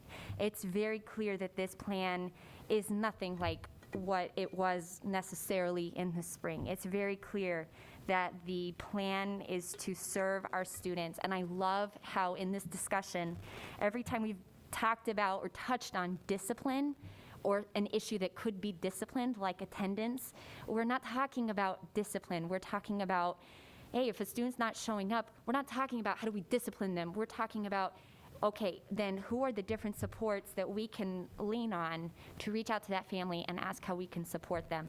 That's what schools should be. That's what community schools should be. So I'm really encouraged. I know the hard work is ahead of us, but I appreciate everybody who has built this plan, and I'm excited to see it executed. So thank you to everyone. And I think we do have to take action on this. And Chris? I can't say it any better, but just that, we're at an opportunity where we really get to redo all of this and rethink how we do this and just really step into this. And I guess all that I would leave, Susan, is you have a pretty good idea of where we want to go and how we want to get there. And nothing's nothing's out of bounds, or I run with it, and I know you do every day, using and leaning on your administrators and your teachers, and I echo Elizabeth. This is great. I mean, this is good stuff. This is really good stuff, and that thinking outside the box and rebuilding something. It's kind of interesting how these two things collided, and we're at this kind of crossroads, and being able to do this kind of simultaneously is kind of unique. And so that's what I leave with you. Thanks, Chris. Be bold. Or is a opportunity for growth, and I know there will be mistakes. We'll have to make changes. This is fluid. And more guidance may come from the state. It could change tomorrow. I like how they send you 45-page documents on a Thursday night at 4:30, and you're expected to turn around and pivot again. So this is fluid. In the IEP world, we're used to it, and this is an IEP for the district in this time. And so it will be fluid, and I know what I would ask is that there would be a lot of grace and a lot of kindness extended to each other right now, and support for what's going on, and as you said, solutions, and stay in the solution. So to that end, Tammy, would you please call roll? Ms. Soteropoulos? Yes. Ms. Vasquez? Yes. Ms. Armstrong? Yes. Dr. Baker? Yes. Mr. Brown? Yes. Mr. Kleppel? Yes. Ms. Shannon? Yes. Thank you, Tammy. Motion carries 7-0 to work around policy with our reopening framework, and we appreciate your presentation, Dr. Zola. That will move us out of our action items. We are finished with that. That will move us into item 6, which is our consent agenda. Do I have a motion? So moved. Second. Soteropoulos Baker. Oh, let them. Vasquez Baker. Thank you. Oh, I'm sorry. Yes, Vasquez Baker. Item B is the resolution for the public hearing and public notice of review of the tentative FY 2021 budget that was presented at our last meeting. Update C, which is our complaint-related policy updates. And Mr. Claber, I appreciated you explaining to me the process for how complaints are made. I don't know if you want to. Sure. So just to clarify, because I think there were a few questions out there. So one of the things we did at our recent administrative professional development is we trained all of our building administrators on the new Title IX requirements, or the first portion of the training on the new Title IX requirements. There will also be some training as part of our annual training for all of our staff, actually, about the new Title IX requirements as they pertain to them. So students who have concerns will be able to report those concerns, as it says in one of the 70 pages of policy, but I want to say this out loud so people know. They have the ability to report those concerns to any staff member, right? What Orlando's role and my role is in the process is there are a number of investigatory roles and decision-maker roles and things within the various processes, depending on what it is. We have the ability to assign anyone who has been trained into those roles. And so because of the size of our district, and what Jackie from Franzik had suggested is that we train everyone so we can make it situational. So if a student needs some supports, if they had some sort of sexual harassment related bullying, we can designate somebody they might be comfortable with it. I mean, they're not going to come meet with Orlando and me to talk about that, right? There might be a staff member that they would be more comfortable with, or they have a relationship with, who can have those supportive conversations that need to happen. And so this gives us the flexibility to delegate those things to people who might be better suited for the particular task. And so we have set all of these policies up for maximum flexibility, and so as the particular situation warrants, we can allocate people into the 10 different roles that have to play out. And in some instances, there 20 forms and things we use that we articulate along the way how we are delegating those things to comply with the procedures. But we believe that this is the best way to ensure that students and staff have multiple ways to report concerns and have multiple avenues to explore solutions to those concerns. I appreciate I that. also do want to just say for the board, I know last time when I presented these, I informed you that it's possible that we would have to make some changes based on some of the Title IX updates. I did confirm with Jackie Werns at Franzik Friday at 7 o'clock or whenever that there are no changes, so everything that was presented is still good. And if something changed in the future, we'll bring another update back. Great. Thanks, Ken. Appreciate you taking the time. Item D is the Bills and Treasurers report. There was E is human resource changes. F is the approval of minutes from the July board meetings. G is the approval of additional services by strategic planning team. H is the Decision Ed data warehouse purchase. I is completed FOIA requests. And that completes the consent agenda. Any questions? A comment on the data warehouse. I'm excited to see that, primarily because it sounds like there'll be more cohort tracking.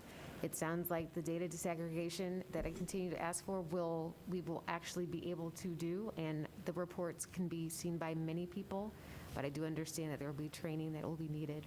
And so I asked when it'll actually be available for use, because I do wonder, and I don't want to ask all these questions and then you're still not capable of putting it together in that way.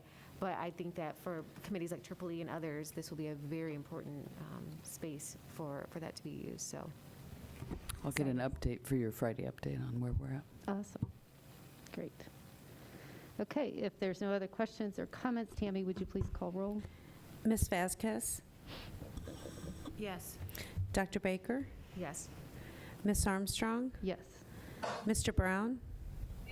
Yes. Mr. Kluppel? Yes. Ms. Shannon? Yes.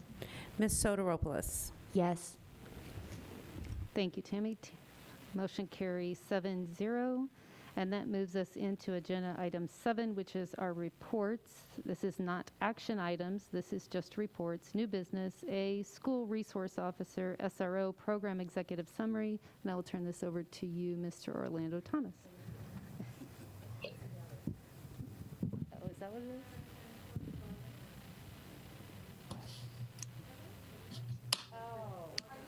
We're sitting. We're here. She wants to be able to see us.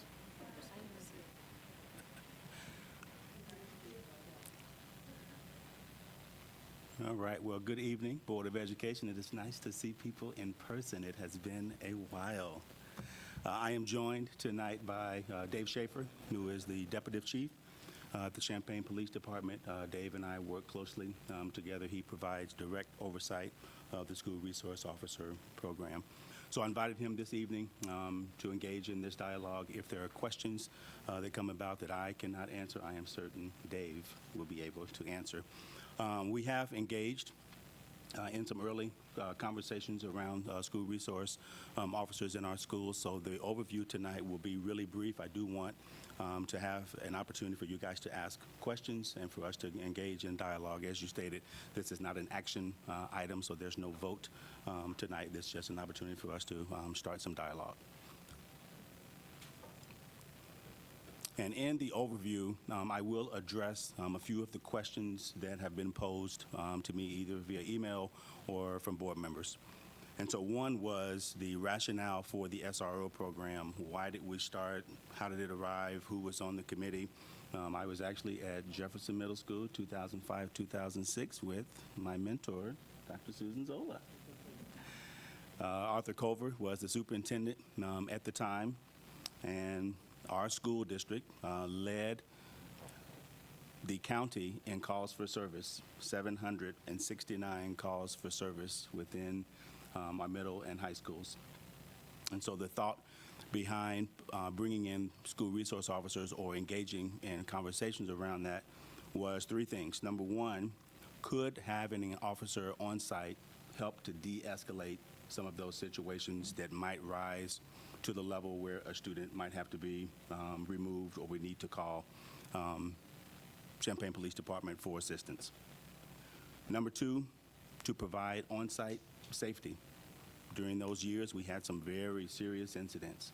And when you call, it is depending upon what's happening in the city. It could be 2 minutes, it could be 12 minutes. And so having someone on site to be able to deal with those crisis situations was another rationale. And then the third, and I think the most important, was an opportunity for the school resource officer to engage in building some positive relationships with students, staff, as well as administrators. So as we think about the officers, these are assigned positions with the Champaign Police Department, which means they have to certainly have particular certifications. The school district is at the table for the interviews. I've been on every SRO hire as part of the voice as we think about hiring those officers. The officers have to show on their own an interest in working with youth. And so that is the first question. And so the chief will ask, what have you done outside of your patrol to engage with youth? If that answer is nothing, they can go through the process, but they're not even up for consideration. So one of the things that the district offers as an opportunity for those officers to engage is Risk Watch, an opportunity for the officers to engage and teach our young students, which happens at our elementary campuses. The officers that are hired then certainly have to pass juvenile officer certification training as well as school resource officer training. That training provides them with the skills necessary to effectively engage with youth. And so it's not just around, the tactics as you think about training an officer to do the job of a police officer. This is really about how do you de-escalate situations? How do you build relationships with students? What are some areas of interest that you might think you are a resident expert in that you could teach at a high school or at a middle school? And so that training provides those officers an opportunity to do that. Officers also engage in diversity as well as bias training. That happens on a yearly basis to make sure that they are aware of ever-changing things as it relates to diversity. Another question that was brought up was related to, do the officers have to be in full uniform? And the chief said he's certainly open to a conversation regarding the uniforms, and I think there are pros and cons to the uniform. One of the cons is that does the officer then blend in with the other students and could not be identified in the event of a crisis? If they are dressed down, there are some things that dressing down will not allow them to have as part of their resources that would be involved if they had their full uniform on. So he's certainly open to the conversation. Another question that was posed was regarding formal complaints. So we started this program in 2006, 2007, so this would be year 14. So the question was how many formal complaints? And we do have a form in the back of the Code of Conduct that we share with parents and we walk through with students. If you have questions, if you have concerns, you can also highlight if an officer does something that you think is worthy of their supervisor knowing that you can report something positive as well. So to date, there have been 4 formal complaints filed. 2 of those were founded, 1 unfounded, and 1 was exonerated. So that's kind of a background of the formal complaints. As we think about supervision, so who supervises the school resource officers? They are part of the investigations division, so there is a sergeant in that department that supervises the SROs. Now, there's an opportunity on a monthly basis for the SRO and their supervisor to engage in a conversation with the building principal. The purposes of those meetings are to certainly keep the lines of communication open, highlight any celebrations, and then talk about areas of improvement or concern. As we think about cost, this is a great partnership, and one of the things that is reflected in that partnership is that the district pays for 2 officers, and the cost is here $318,627. That's for 2 officers. The city of Champaign is also invested in certainly helping to benefit and focusing on youth development, and they cover the cost for the other 3 officers. So it is truly a partnership. I don't know how that works in other school districts that have school resource officers, but I think that's something that is unique here. As we think about collaborative initiatives, the one that I would highlight would be the creation of the Youth Assessment Center. Chief Cobb and I were at the table when this was in the infancy stages. We developed the Youth Assessment Center. We presented to council, presented here to our board, and our board actually approved for us to host the Youth Assessment Center for the first 2 years. And the Assessment Center is just that. It's an opportunity to assess why students are making poor choices. It's an opportunity to keep students out of the juvenile justice system. And I can't give you the numbers, but it has been hundreds of students since the Assessment Center has opened that we have created an opportunity for students to not be part of the juvenile justice system and have that assessment completed to determine how we can best support that student and family. In 2013-14 school year, the Board of Education at the time did ask for us to complete a comprehensive evaluation of the school resource officer program. Prior to that year, we have never formally evaluated the program. So we put together a very diverse committee comprised of membership from the Ministerial Alliance, NAACP, Don Moyer Boys and Girls Club, administrators, Champaign Federation of Teachers, Champaign Educational Support Staff, Regional Safe School, as well as parents. We met throughout the 2013-14 school year, and at the end brought recommendations to the Board of Education. What came about was a memorandum of understanding which highlighted several things that we agreed that we would do on a yearly basis. One was conduct parent and staff surveys to certainly gauge how our parents and staff were feeling about the school resource officer programs. Number 2, conduct student focus groups. Once again, getting the voice of our young people, asking their thoughts and ways to improve the program. We completely revamped the standard operating procedures and developed a reciprocal reporting agreement. That reciprocal reporting agreement allows both entities to share information on an as-needed basis. So an example, if a student was involved in an incident over the weekend, I will get that call whenever it happens, Sunday, Saturday, or Sunday night. That gives the district an opportunity to put supports in place. We had a student, unfortunately, a 5th grade student that was hit by a stray bullet. We were able to contact our trauma team and have them in place on Monday when students and staff arrived, and that was because we got that information on Sunday, which is a part of that reciprocal reporting agreement. And then we do share student rights. We provide students a presentation each year at 6/12 highlighting their rights. So what can an officer do? What are your rights if you are approached by an officer? That is a standard presentation that is done at all 5 secondary campuses. And then I will turn it over to Dave to talk a little bit about the interactions that our school resource officers have with our students. And we'll be looking at the last 2 school years, 18-19 and 19-20. Thank you, Orlando. So to kind of build upon what Orlando said, most of our SROs that have been in place are typically there.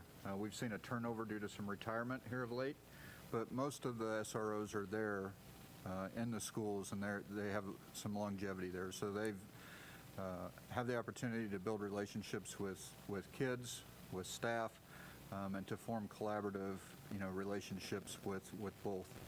We find that SROs become really entrenched in some of those schools. I know an SRO that coaches outside of this and helps with the school district. There's a lot of stories that SROs could relate to, but at the end of the day, the primary function of a police officer is to provide safety within the school, but they truly do have a love for the kids And that's one of the distinguishing features that SROs have when we're talking about their placement and their work inside a school.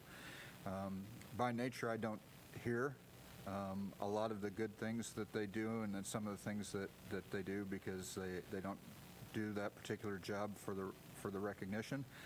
But I hear stories and I hear information that works its way back of SROs that have touched kids' lives and have contact with that child for years and years to come.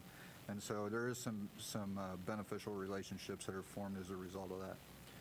I think Orlando touched on at the beginning of his presentation when the School Resource Officer Program was initially developed. It was in response to, I think he said, over 700 calls for service annually that were resulting from police department response to the schools. And so I'll just touch briefly on where we're at for the last 2 years and kind of contrast that. So in 2018, the 2018-2019 school year, SROs were part of 57 incidents within the school. And not every single one of those incidents generates enforcement activity. It could be something as simple as somebody lost a phone and they had contact with a school resource officer, they prepared an incident report, and that's that.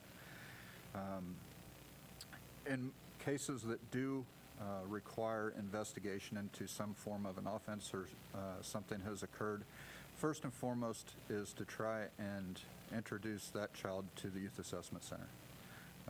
The bulk of our conversations with students, and we work very closely with the Youth Assessment Center, not only at the SRO level, but also across the board with patrol operations and whatnot.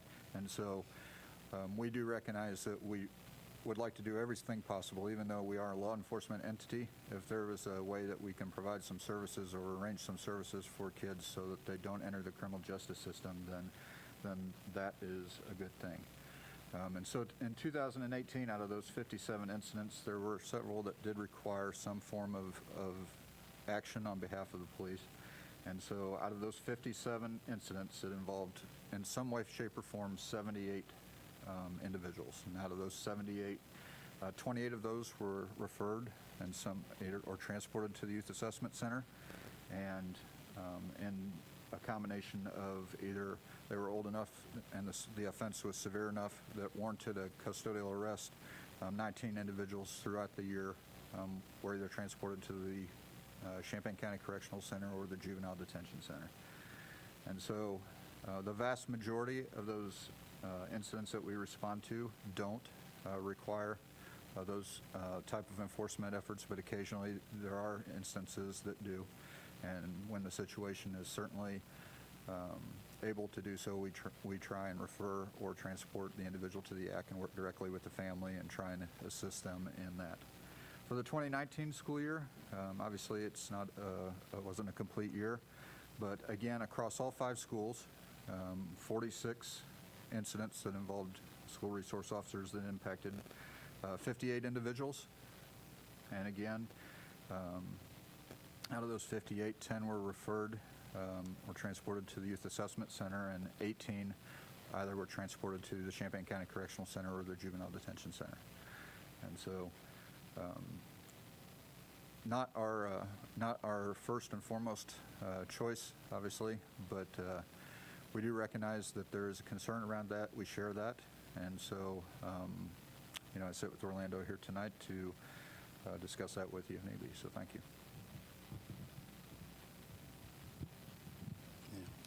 So in closing, as we know, our young students will make mistakes. And our goal as adults is to create opportunities for them to rebound. Human behavior, there's a level of unpredictability, and we're often asked either or, school resource officers or counselors and mental health workers. And I believe that we need all three. We need to continue to work with our community organizations that are supporting and concerned about gun violence in Champaign-Urbana. We've hired, Ken, correct me if I'm wrong, extra support at the middle schools, counselors this year. So we've added that component. And because there's a level of unpredictability, I think safety is also something that has to be a priority for the adults. And for me, the minutes, the seconds that an SRO is not on site could be the life of a student, could be serious injury for a staff member. And so I think all three of those components are required. And so as we talked to the chief, I think he said it best, and that is that Champaign Police Department will be in our schools. There will be incidents where we will have to call. And the conversation tonight is, how do we want that to look? We will always have a partnership with the Champaign Police Department, whether we have school resource officers or not. So the partnership is not going to go away if for some reason SROs are not in our building. So I do want to be clear about that. But with that said, we'll open it up for questions for Dave or I. Thank you so much, Orlando. Dave, appreciate it. Heather? Yeah. I have a couple questions. Thank you both very much. The evaluation that occurred in 2013, Orlando, that you led, are you able to give us a link to the results from that review? Yes, it's in your executive summary. It's in the summary? Okay. Is that something that is public? It is public. Everything from that 2013-14, we created a link, all of the minutes, Great. all the presentations, all the data. And it's available to the public? Great. It is. Thank you. Yep. I have more questions, but I just wanted to I thought that was true. I just wanted to double check. Okay. Elizabeth?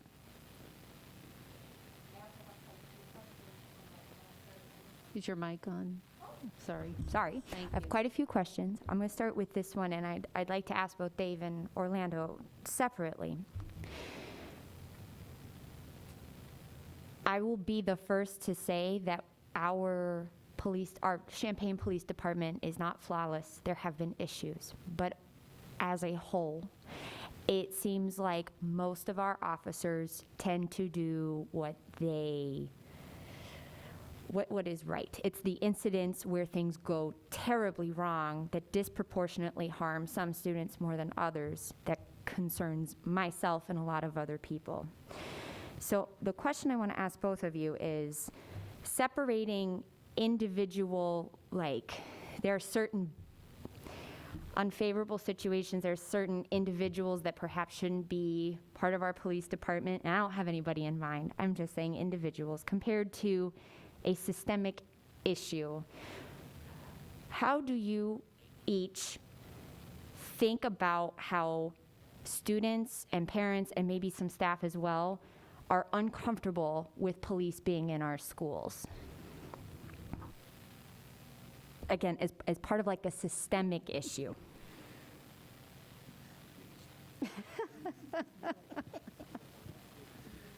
Yeah. So I think that it all starts with, at the end of the day, everyone is human. And I think having respect for the individuals and human life generally and being able to have a conversation is the absolute first step. And I understand and I sympathize with the fact that because we're law enforcement, that may be an uncomfortable conversation to have. So I do recognize that. We also try and make, great steps to ensure that we try and bridge those gaps by over-communicating, by trying to be involved with youth to the extent that they're comfortable doing so, and build those relationships and build those friendships. And we've seen those develop over time. Is the SRO an answer to long-standing problems? No, it's not, but it's a step that can be used to maybe help some of those conversations and help police understand other dynamics and other people understand the dynamics of policing in our world today. Yeah, I'll echo a few of the things that Dave said. I do think we need to create more opportunities for staff to engage with the chief, to engage with school resource officers, to ask some of those tough questions. What type of training do you go through? How do you spend your day? What are things we can do to continue to work on the relationship and changing the narrative around police? As you know, I think we're unique in that we have a great partnership. This does not happen in all communities.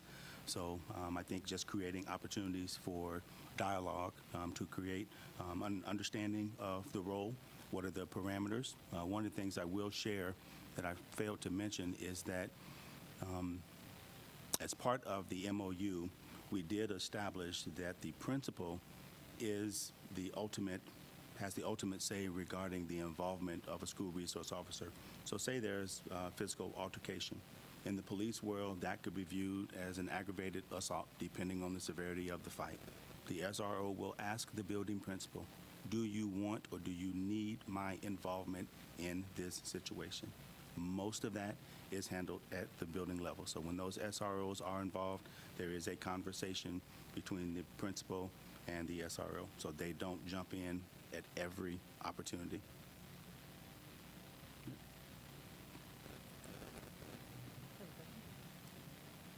I want to make sure at home. Bruce, do you have any questions? Go ahead.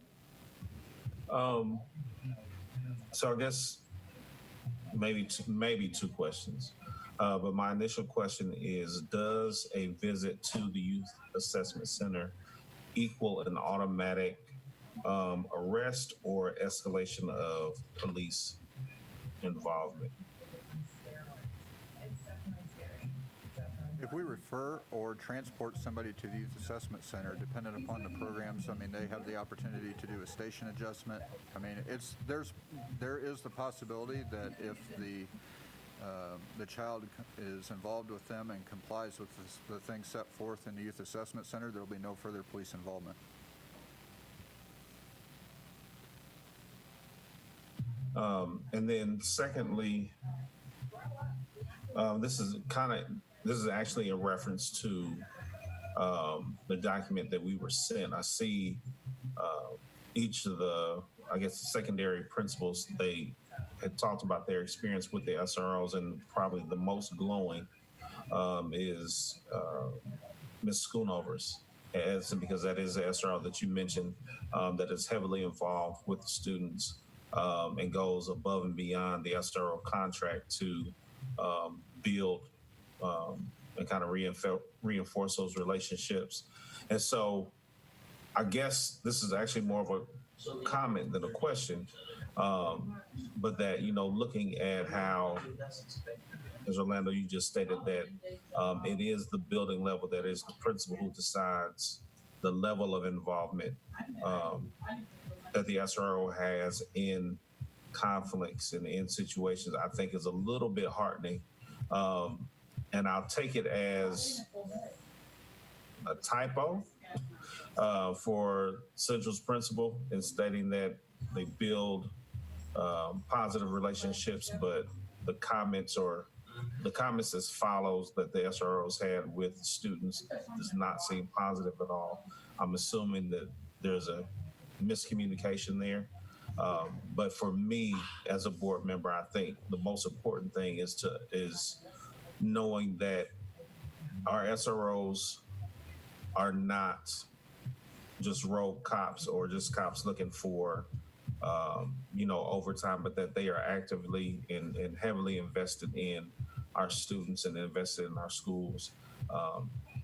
And so that is my biggest concern, because the point was made that police are going to be in our schools regardless of whether or not we have an SRO.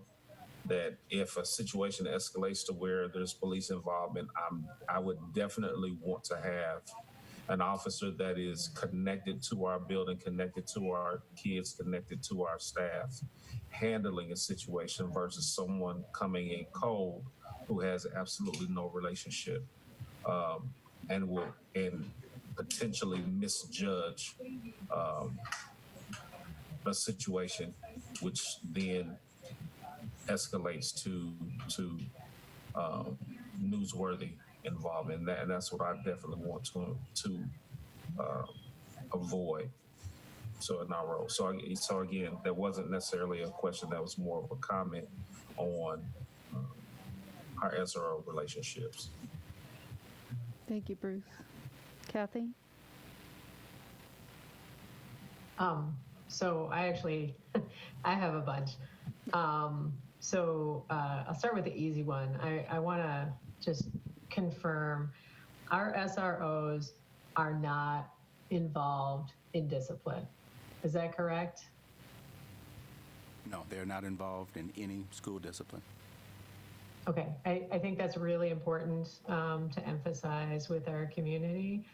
And I know that you both have done, and Chief Cobb has done a tremendous amount of work to improve our SRO program, but also the Champaign Police Department as a whole. He's been tremendously interested in reform for years. I've heard him speak. I've heard him talk about unconditional respect for everyone involved, for potential perpetrator, for victims, for everyone. I think that's hugely important. And yet, you know, we still have issues, and we still have students who feel, even good students, who feel like they're being targeted, we have Black students who feel like they're being watched more closely than white students, that, you know, and this is true everywhere. We all marinate in this environment of systemic racism. This isn't unique to police officers. It's not unique to teachers. It's not unique to parents, community members. But our SROs have a lot of power, and they're wearing a big uniform and they're carrying a gun. And so when somebody like that has this bias, it obviously has a negative effect. And so I'd like to figure out some more ways of, you know, if we're going to continue to have SROs in schools, how do we make that better?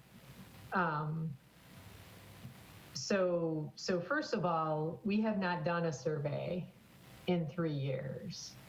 And obviously we couldn't do one this year, but I would, if we are to continue to have SROs in schools, I would certainly like to, I would vote for, like, we need to do those surveys every year. You know, attitudes have changed a lot in the last 3 years, or may have changed a lot. And I do not want us to be voting based on only the loudest voices in the room. I want to hear from everybody, particularly our communities that are most in danger of being both over-policed and under-policed. I think it's really important to hear from them. So is that a thing that we can do? Can we have surveys done every year? Yes. Following the 13-14 school year, we conducted surveys for 3 consecutive years, and it was at the direction of the board to do the surveys every 3 years. And this coming school year, 2021, is the year that we were supposed to reconvene the student surveys, or the surveys with student, staff, as well as focus groups.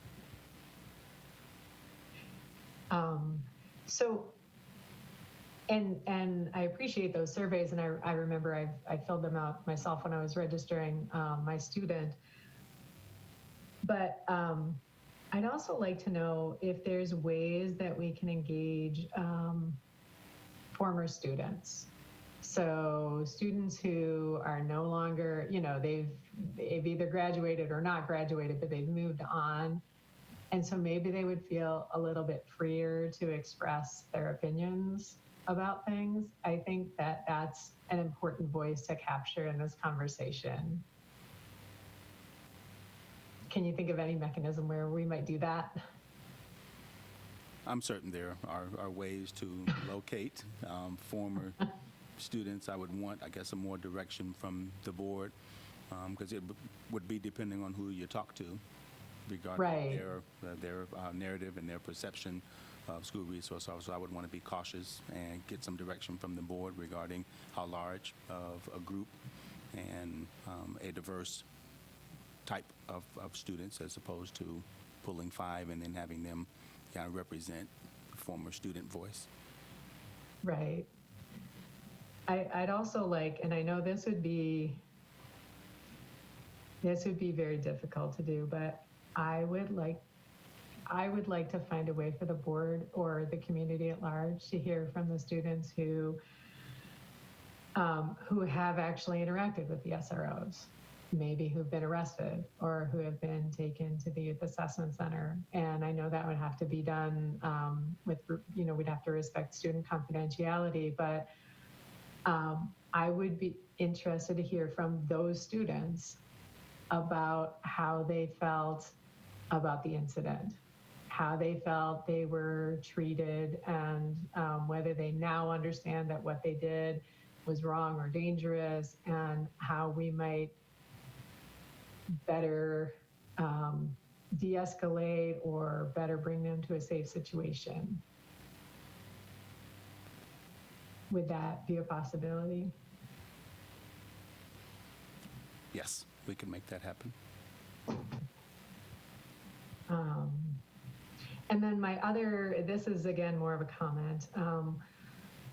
The board has heard from a lot of community members who are very, very, very unhappy with the idea of SROs in schools.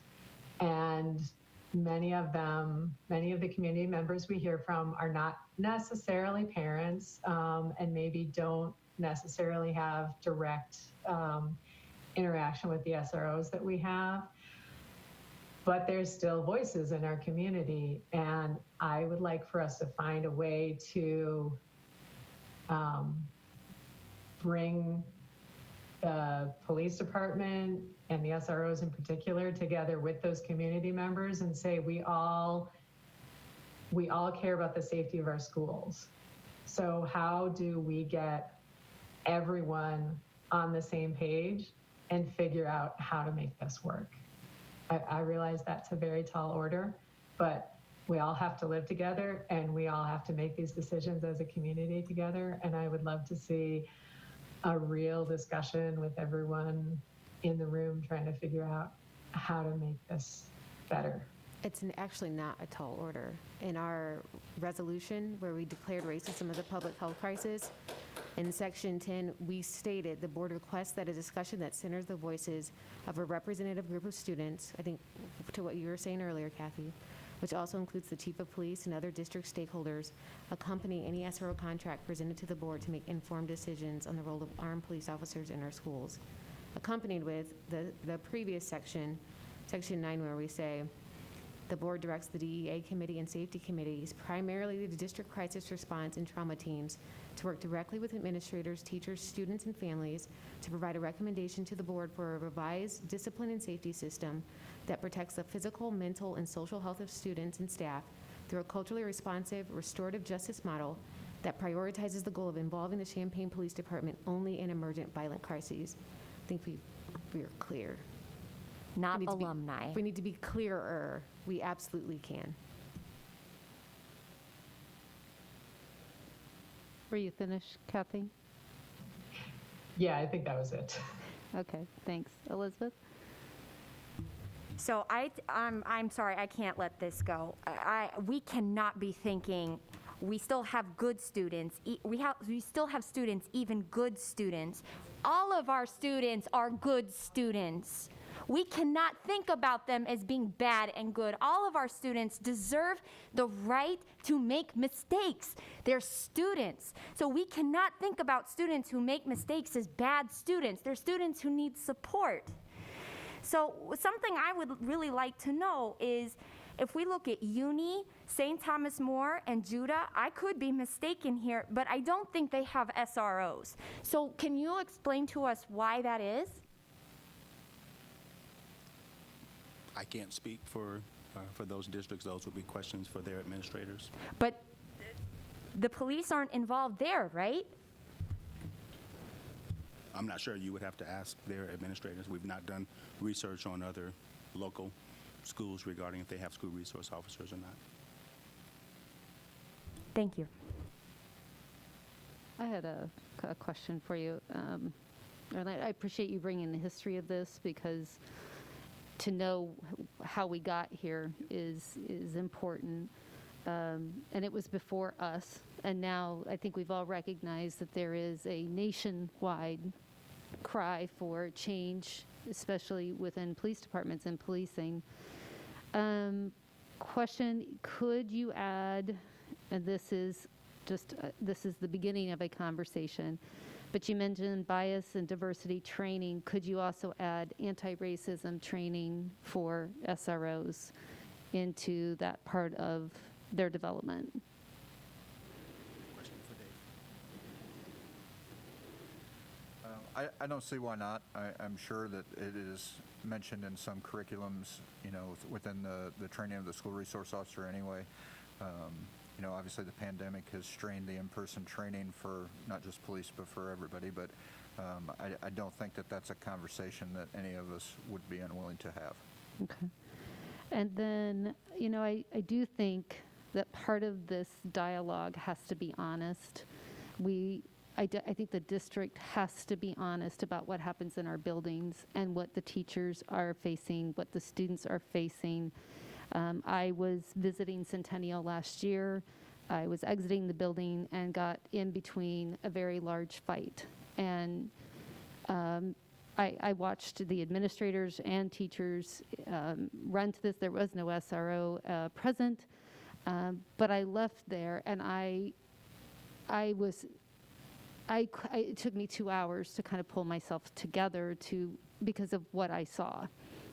And all I could think about was how those children felt in that space. Even they're high school students, they're young adults, but they are still children in making fight or flight decisions in those moments. And so the social emotional piece to it has to be front and center before law enforcement. So I'm encouraged to hear that building principals have that role, but I do agree that we have to pour the resources into social workers and counselors and side by side helping our children through these issues. But that has to be an honest conversation. And I think districts, public education across probably the nation is trying to avoid people fleeing public education because we choose to send our children to public schools. It's where we go, but we also have to be honest about what is happening in there in the current climate and how the staff and teachers feel and how they feel supported. I'm more concerned at this point with the outcomes out of Youth Assessment Center and that data. How do they feel about that experience? Were they helped? What was the redirection? What is coming out of the Youth Assessment Center that supports these families and kids to redirect? I don't hear anything about that data or feedback from our students on what was their experience when they went there and what was the turnaround, if there was one, and how do we duplicate that at a building level versus sending them out. And I do understand that you're doing an intervention, but how do we do that intervention at a building level as well?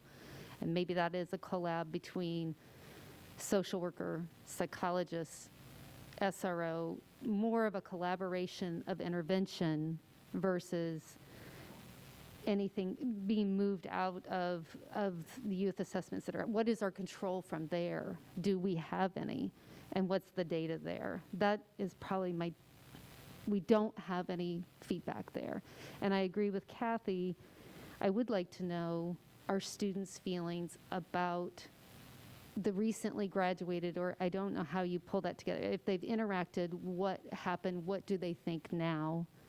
So I think that's part of the survey. When we kept getting the same data over and over and over, we moved that to this year being a report, a survey. Maybe now that the tone of the country has changed, we do need that information. What do our parents think? What do our kids think?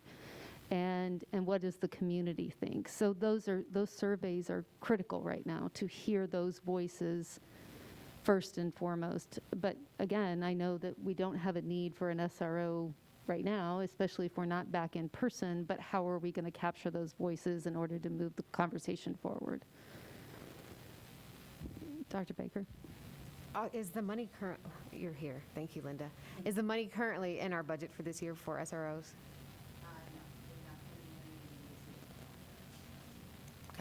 wanted to clarify that at least right now. I think to Amy's point, though, we talked before and that Did that answer from Linda? in this I'm process. sorry. Oh, sorry, go ahead. Sorry, yeah, no, since we don't have a contract, we don't have any money set aside in the budget for it. Thank you. Go ahead, Dawn. One thing we talked about were the dean's positions and that we added those more recently added a few more dean's positions. And I don't think that I've heard enough of their voice in this conversation. And so I do wonder, I mean, as they're often brought into a lot of the things that happen, I would like to hear also from them. I think if you're asking me what else I need in this conversation, I would like to hear from the deans. I would absolutely like a report from the Youth Assessment Center and what they see. I'd like to hear from the SROs themselves. Perhaps they have some ideas about what the students need. Maybe it's not them necessarily, but maybe it is. I think that we've heard from lots of people, and the people that come to my mind immediately are the first followers. They've even emailed us. I would love to get their input on not only what they've heard and what they've seen, but also the surveys that we send out to the parents, the community, and what they think in terms of readability and just the questions that we ask. I'd love to hear from goal-getters. I'd love to hear from HV Transformation, the Neighborhood Transformations. I think that they've been very invested in this conversation.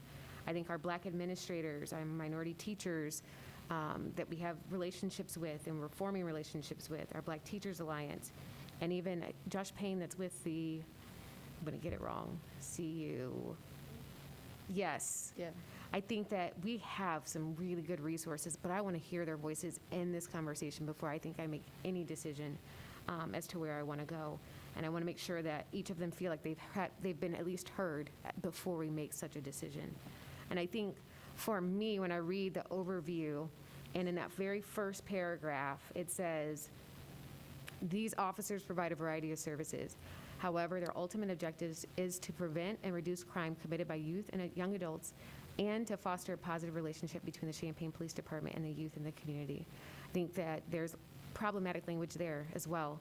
I think if we are really trying to foster a positive relationship, that comes first, not the preventing and reducing crime. And if that is the case, which I keep hearing it, I don't know where that fits. The preventing and reducing crime. I mean, that's obviously hopefully an outcome that happens from that, but if we're really trying to foster positive relationships, I'd like to see that more throughout, and I'd like to hear that more throughout from our principals, our teachers, our community members. And so if you're asking what else I would need, those would be other things that I would ask for. Perfect. Thanks for sharing. Heather? Thank you. I have every confidence that Susan and Orlando are paying attention to sections 9 and 10 of our, and we know there's been many things on the burners in the last 30, 45 days since we passed that resolution. So I have every confidence that's happening. But to echo what Janina's saying, I'd like to hear from CU Fresh Start. I'd like to know more about goal-getters. You mentioned in our conversation, Orlando, with Chief Cobb, something about a wristwatch program. I want to know a little bit more about the places. There's the new program that we've partnered with the City of Champaign that I think is the word LIFT in it, but I hated the acronym, so I've kind of blocked it, but I can't remember the acronym, but I really didn't. It was me. I knew I didn't like the acronym.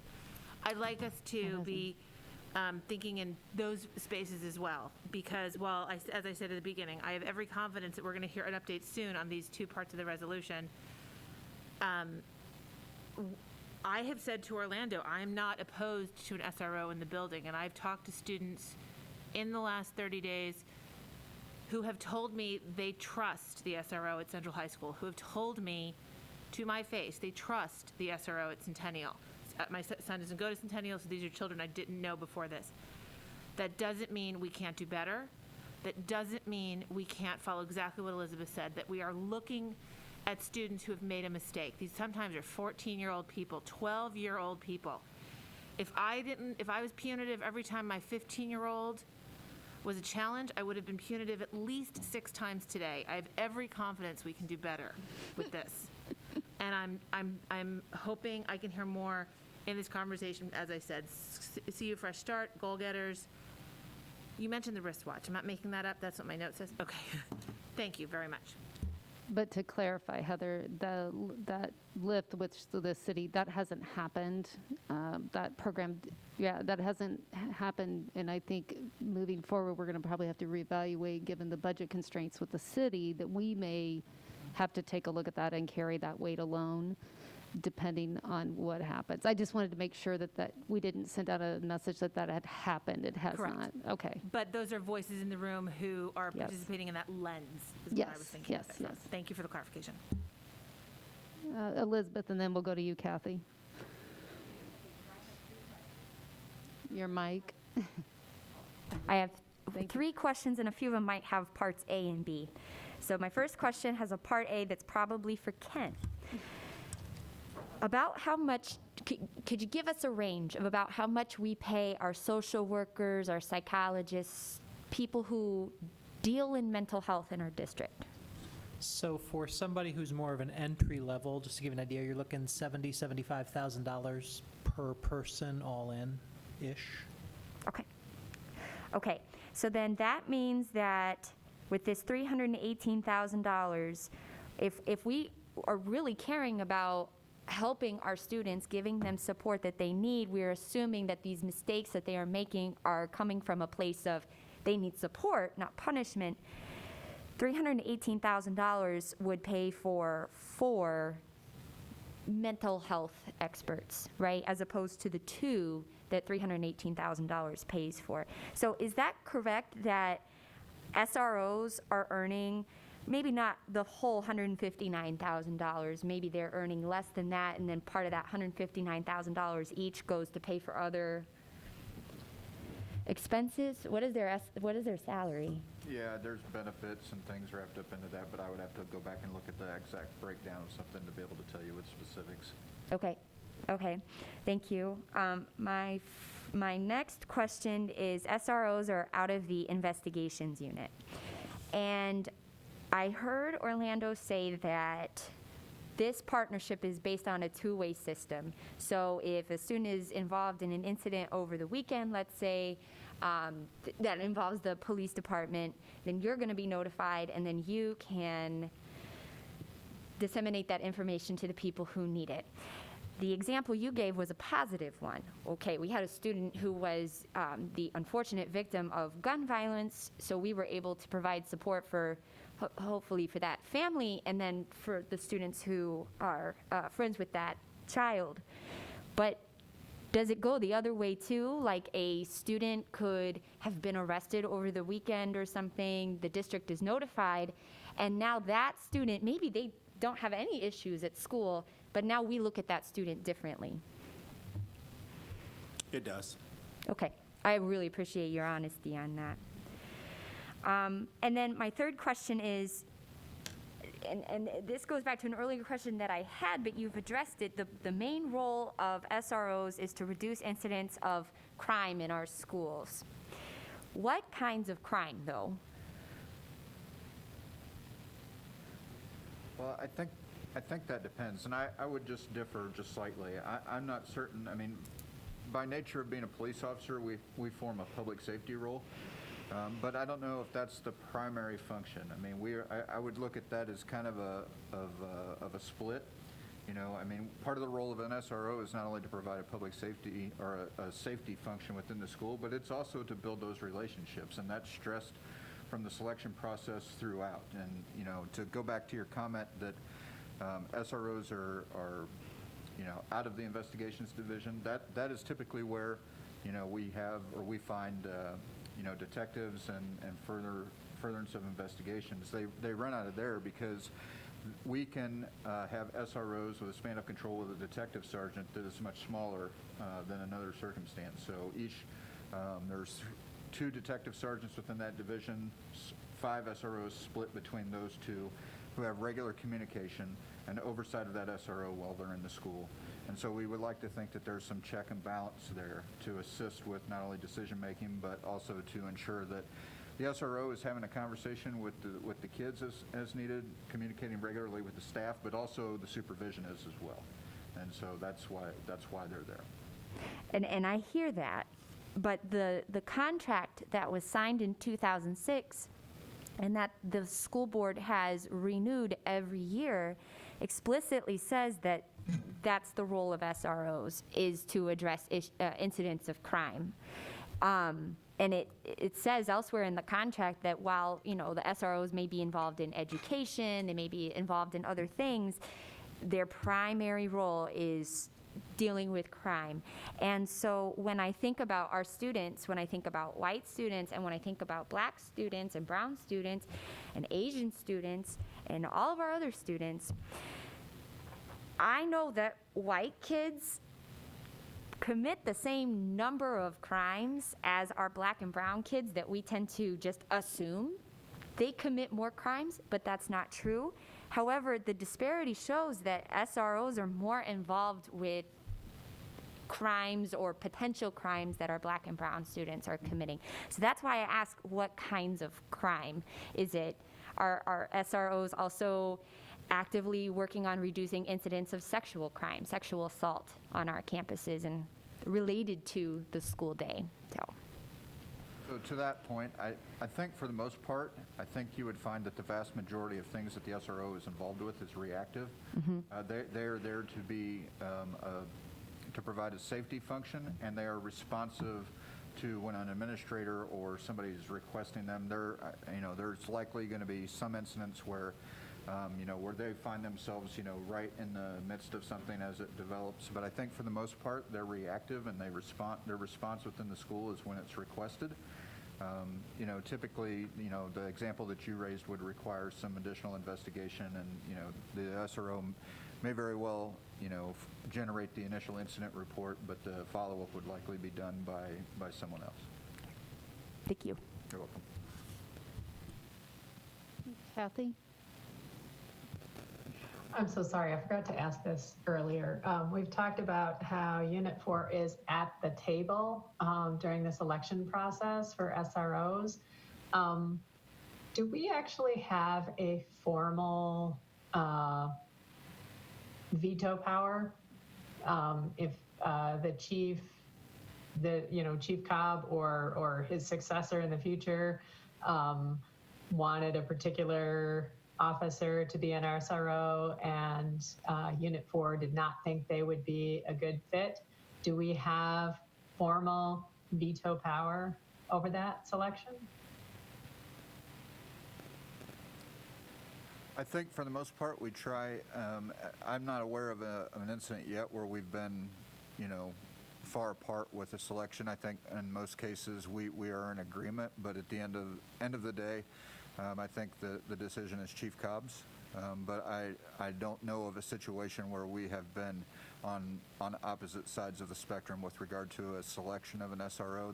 That has been, and at least in my experience, more of a cooperative process than anything else, and both school and police seem to land in the same place. Absolutely. I don't disagree with that. I'm just looking toward a hypothetical situation, or even a situation where a school decided that after a year or a number of years, an SRO wasn't a good fit.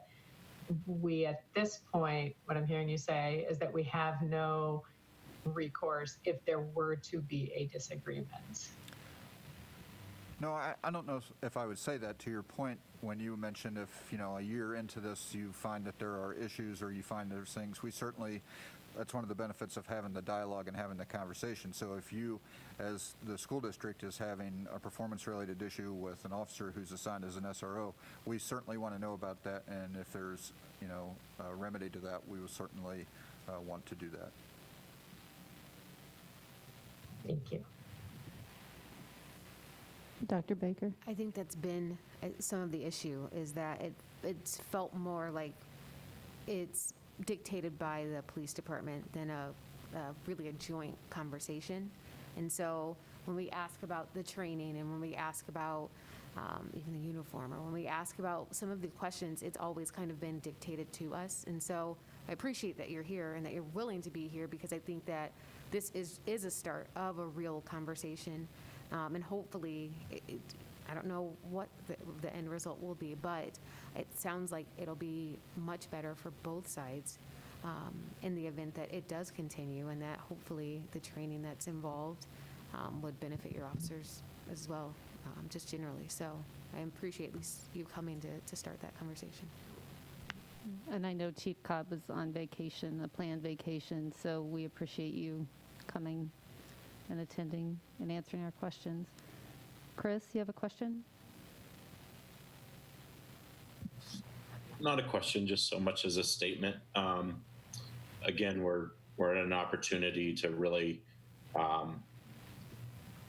redo this and not think about how SROs have functioned, but how SROs may or may not function in our plans moving forward. And so I think there's a lot of conversations and a lot of voices to be added to this conversation. This is just the beginning, but there is a year I'd be interested in some of the data from the year that Edison didn't have an SRO. That would be interesting to see what happened there and I'm sure that information's available. But that this is how to figure out, do SROs work in the unit force plans moving forward? Are they something that we have in part of our strategic plan? And what does that look like and what that partnership looks like with the Champlain Police Department? And so I think the only other note I had was, and I think it was touched upon, but just having a survey making sure the survey doesn't push us absolutely into, yes, we should have SROs in our schools. Because I think that's a little bit of what, I know we revamped it a little bit in 2013, but just making sure that we have some of those different lenses looking at the survey and allowing the survey to really give us a broad spectrum of inputs, as opposed to maybe leading it into what we thought or think we might want. So, I think to Chris's point, we learned that during referendum. We hired a firm that was very specific about surveys that didn't lead you to the answer you wanted, but being thoughtful in how you craft that. So perhaps there's a way to tap into another resource to craft the question so that we get an honest survey, not what we want it to say or don't want it to say, if that's helpful. If there's no other, Elizabeth, you have a question? It's less of a question for Orlando and Dave, but I mean, they might have something to weigh in on. This is a suggestion that was brought to me by someone else a few weeks ago, and I don't have an opinion on it yet. It's just an alternative I had never heard of. Is anyone in the room familiar with any kind of program in another school where instead of having an SRO that was relied on to break up fights, because that's a very real consideration, and you spoke about the fear that you felt and that our staff feels and other students, both those in the fights and who are outside of the fights, that's a real problem. It's real fear. We do need to solve that. But has anybody in this space heard of a program where a school might have more like a bouncer or a security guard who was not armed, they weren't involved in anything else, all they did was break up fights, and then that might buy the school time that is an emergent violent crisis. If the school has to call the police, that bouncer person would buy the school more time, and their role would be to just keep people safe, not enforce any kind of rule, not be involved in punishment, just breaking up fights. Is anybody familiar with that type of program? No. I think there's been floated around, I heard Hall Monitor plus, kind of a groan. I don't know, HR might answer that. I'll take a swing. So there are, there are schools that have private security forces. I don't know, and maybe Orlando and Dave, you can speak to this because it was not my experience when I was at Centennial as an administrator. Typically, our SROs weren't the ones breaking up fights. So staff, honestly, are the ones that get involved in that. The SRO typically is not your go-to to break up the fight. That was not my experience when I was there. I can let them speak to it. But there are schools that have private security, if that's what you're after. Oh, thank you. This is news to me. And I think Dr. Taylor chimed in and reminded us that we've added several hall monitors, and oftentimes our hall monitors are individuals who are first responders to some of those spaces too. Wow. And that's what I do happened wanna- in the Yep, situation. I think was gonna Dr. Taylor has a thought. Go ahead, Dr. Taylor. Well, just having been in the high schools a lot with many of the incidents, obviously, and being around, it really is not the police that break up most of the fights. Ken is absolutely right. It's usually staff members, hall monitors, administrators. Most of the time, it's administrators. But that is for sure the case. Wow. And that's what the case was when I was present, it was hall monitors, I saw Chuck come flying and multiple teachers. It was not SRO, it was staff. Wow. So that's the reality. Orlando, I think you were going to say something. No. Oh, okay. I was going to clarify that the SROs are not the ones primarily breaking up fights. If they're there, they might step in, but we normally have hall monitor staff members that will not stand back and watch two students pummel each other. Okay. All right. Thank you, everybody. If we're done with questions and comments, we want to thank you both so much for presenting a report to us and answering our questions. We look forward to a continued conversation around it and more information to come as it moves forward. Thank you for staying late and being patient. Absolutely. Thank you. Appreciate very much this evening.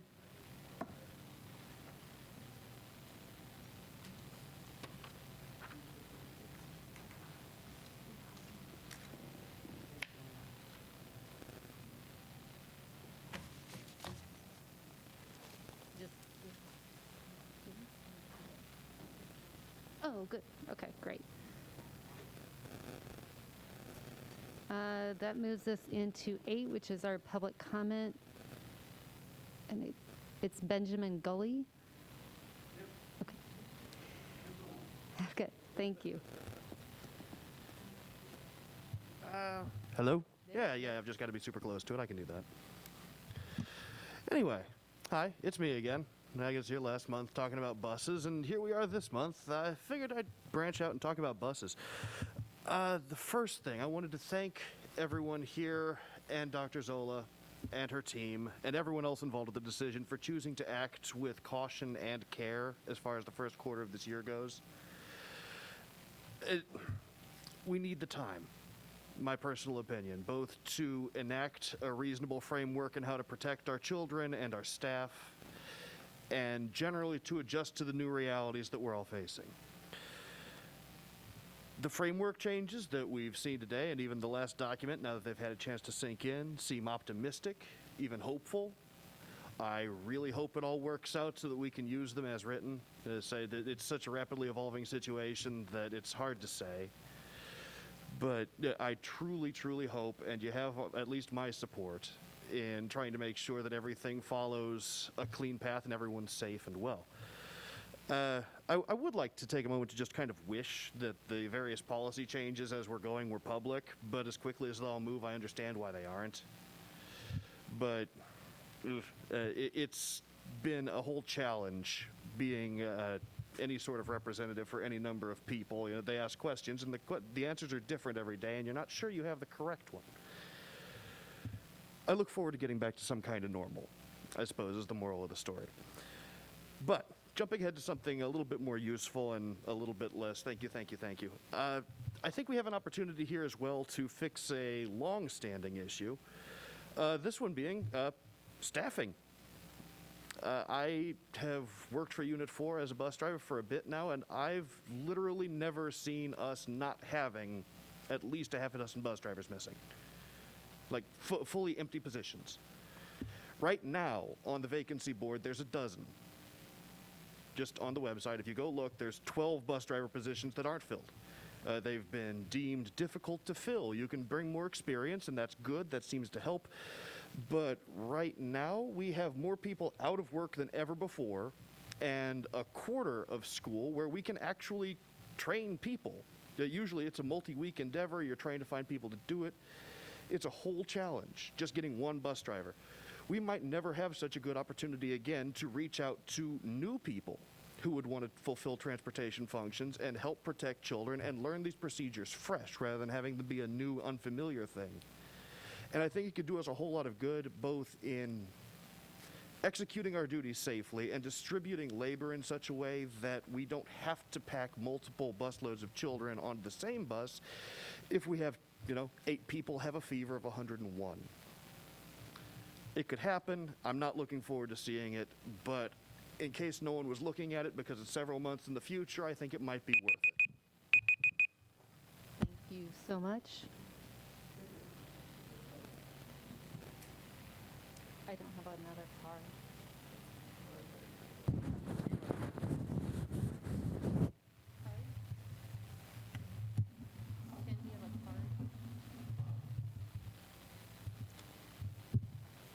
Oh, gotcha. Oh. Will you give those to Tammy? Thank you. I appreciate it. I'm just seeing how many people are in here. And then we have Stephen Stanger. Hi there. Hello, my name is Stephen Stanger, and I'm an English teacher at Champaign Central High School. I'd hoped to not be here today, but I was required to be present in order to be heard, so here I am. For my safety and for the safety of the 12 other people in this room, I will be wearing my mask throughout my comment. I was not screened in any way prior to entering this building, and I cannot assume that anyone else was either. So for the safety of all of us, I'm keeping my mask on. To be clear, I've been standing outside without internet with a few other concerned community members since before 6 p.m. After emailing the board and not hearing back, many of us arrived at that time, and that was communicated by the Champaign PTA, only to be told that it's not official communication according to Mr. Kleber. I acknowledge that he is correct, but after waiting outside for over 3 hours for just 3 minutes of your time, I would hope that the district would acknowledge how difficult they made it to make a public comment today and work to make this more equitable for community members that wanted to comment today but could not stay. Their thoughts are valuable, and we are entitled to listen to them. So, I don't know what has already been said in this meeting. I already spent considerable time drafting my communication, and frankly, I'm immensely disappointed that all of my efforts to be heard may now be moot. Today, the board will be voting on whether to approve the resolution entitled COVID-19 Reopening Plan Approval Resolution. I'm here to raise my concerns about moving forward with this resolution. This resolution references a new plan updated today that is entitled Distance Learning Framework Fall 2020 First Quarter. To be clear, both teachers and the community have not seen this document until today, just now. This is a new updated plan that I learned was just presented today.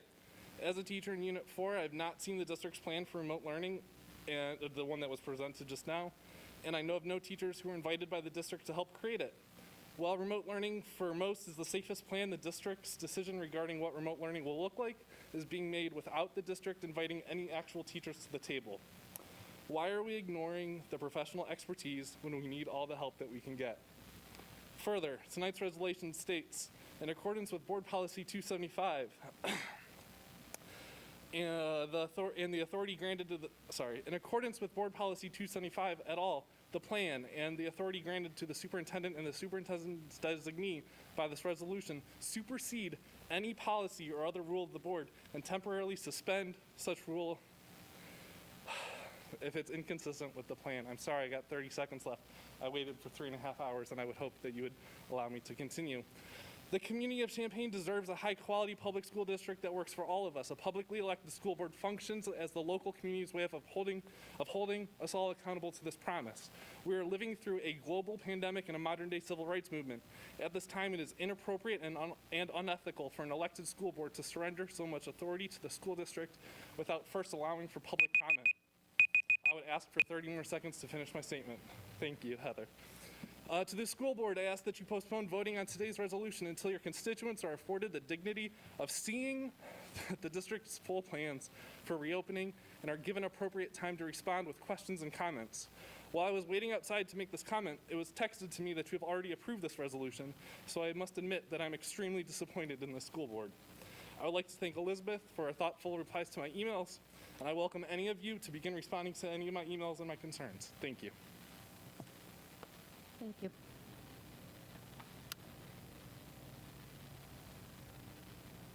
That moves us into agenda item 9, which is our report. Whom do we affect? Whom do we tell?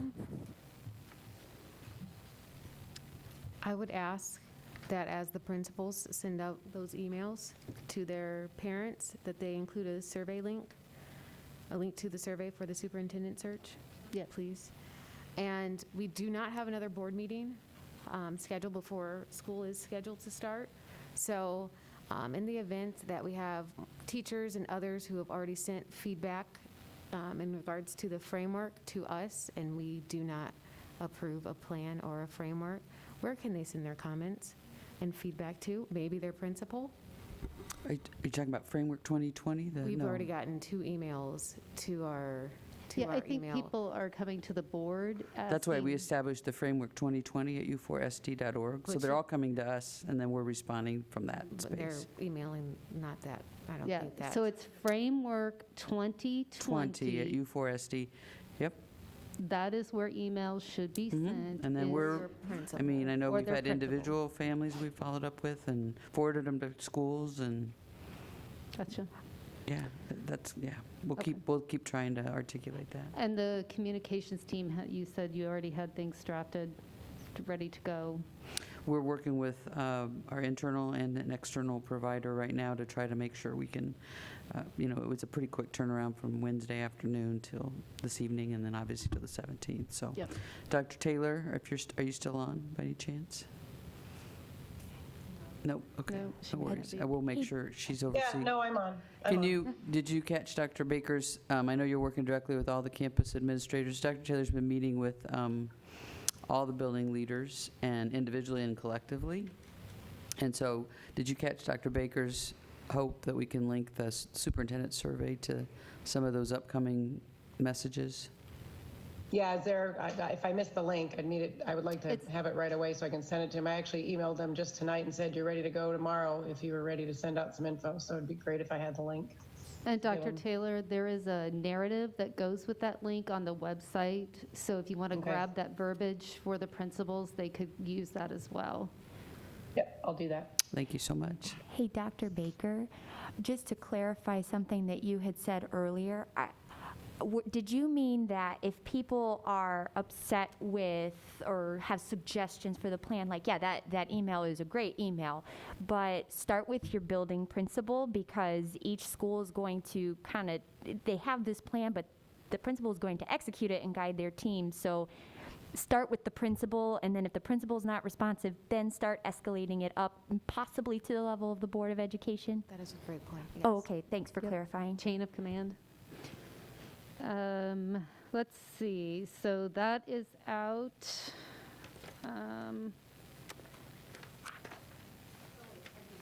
Question.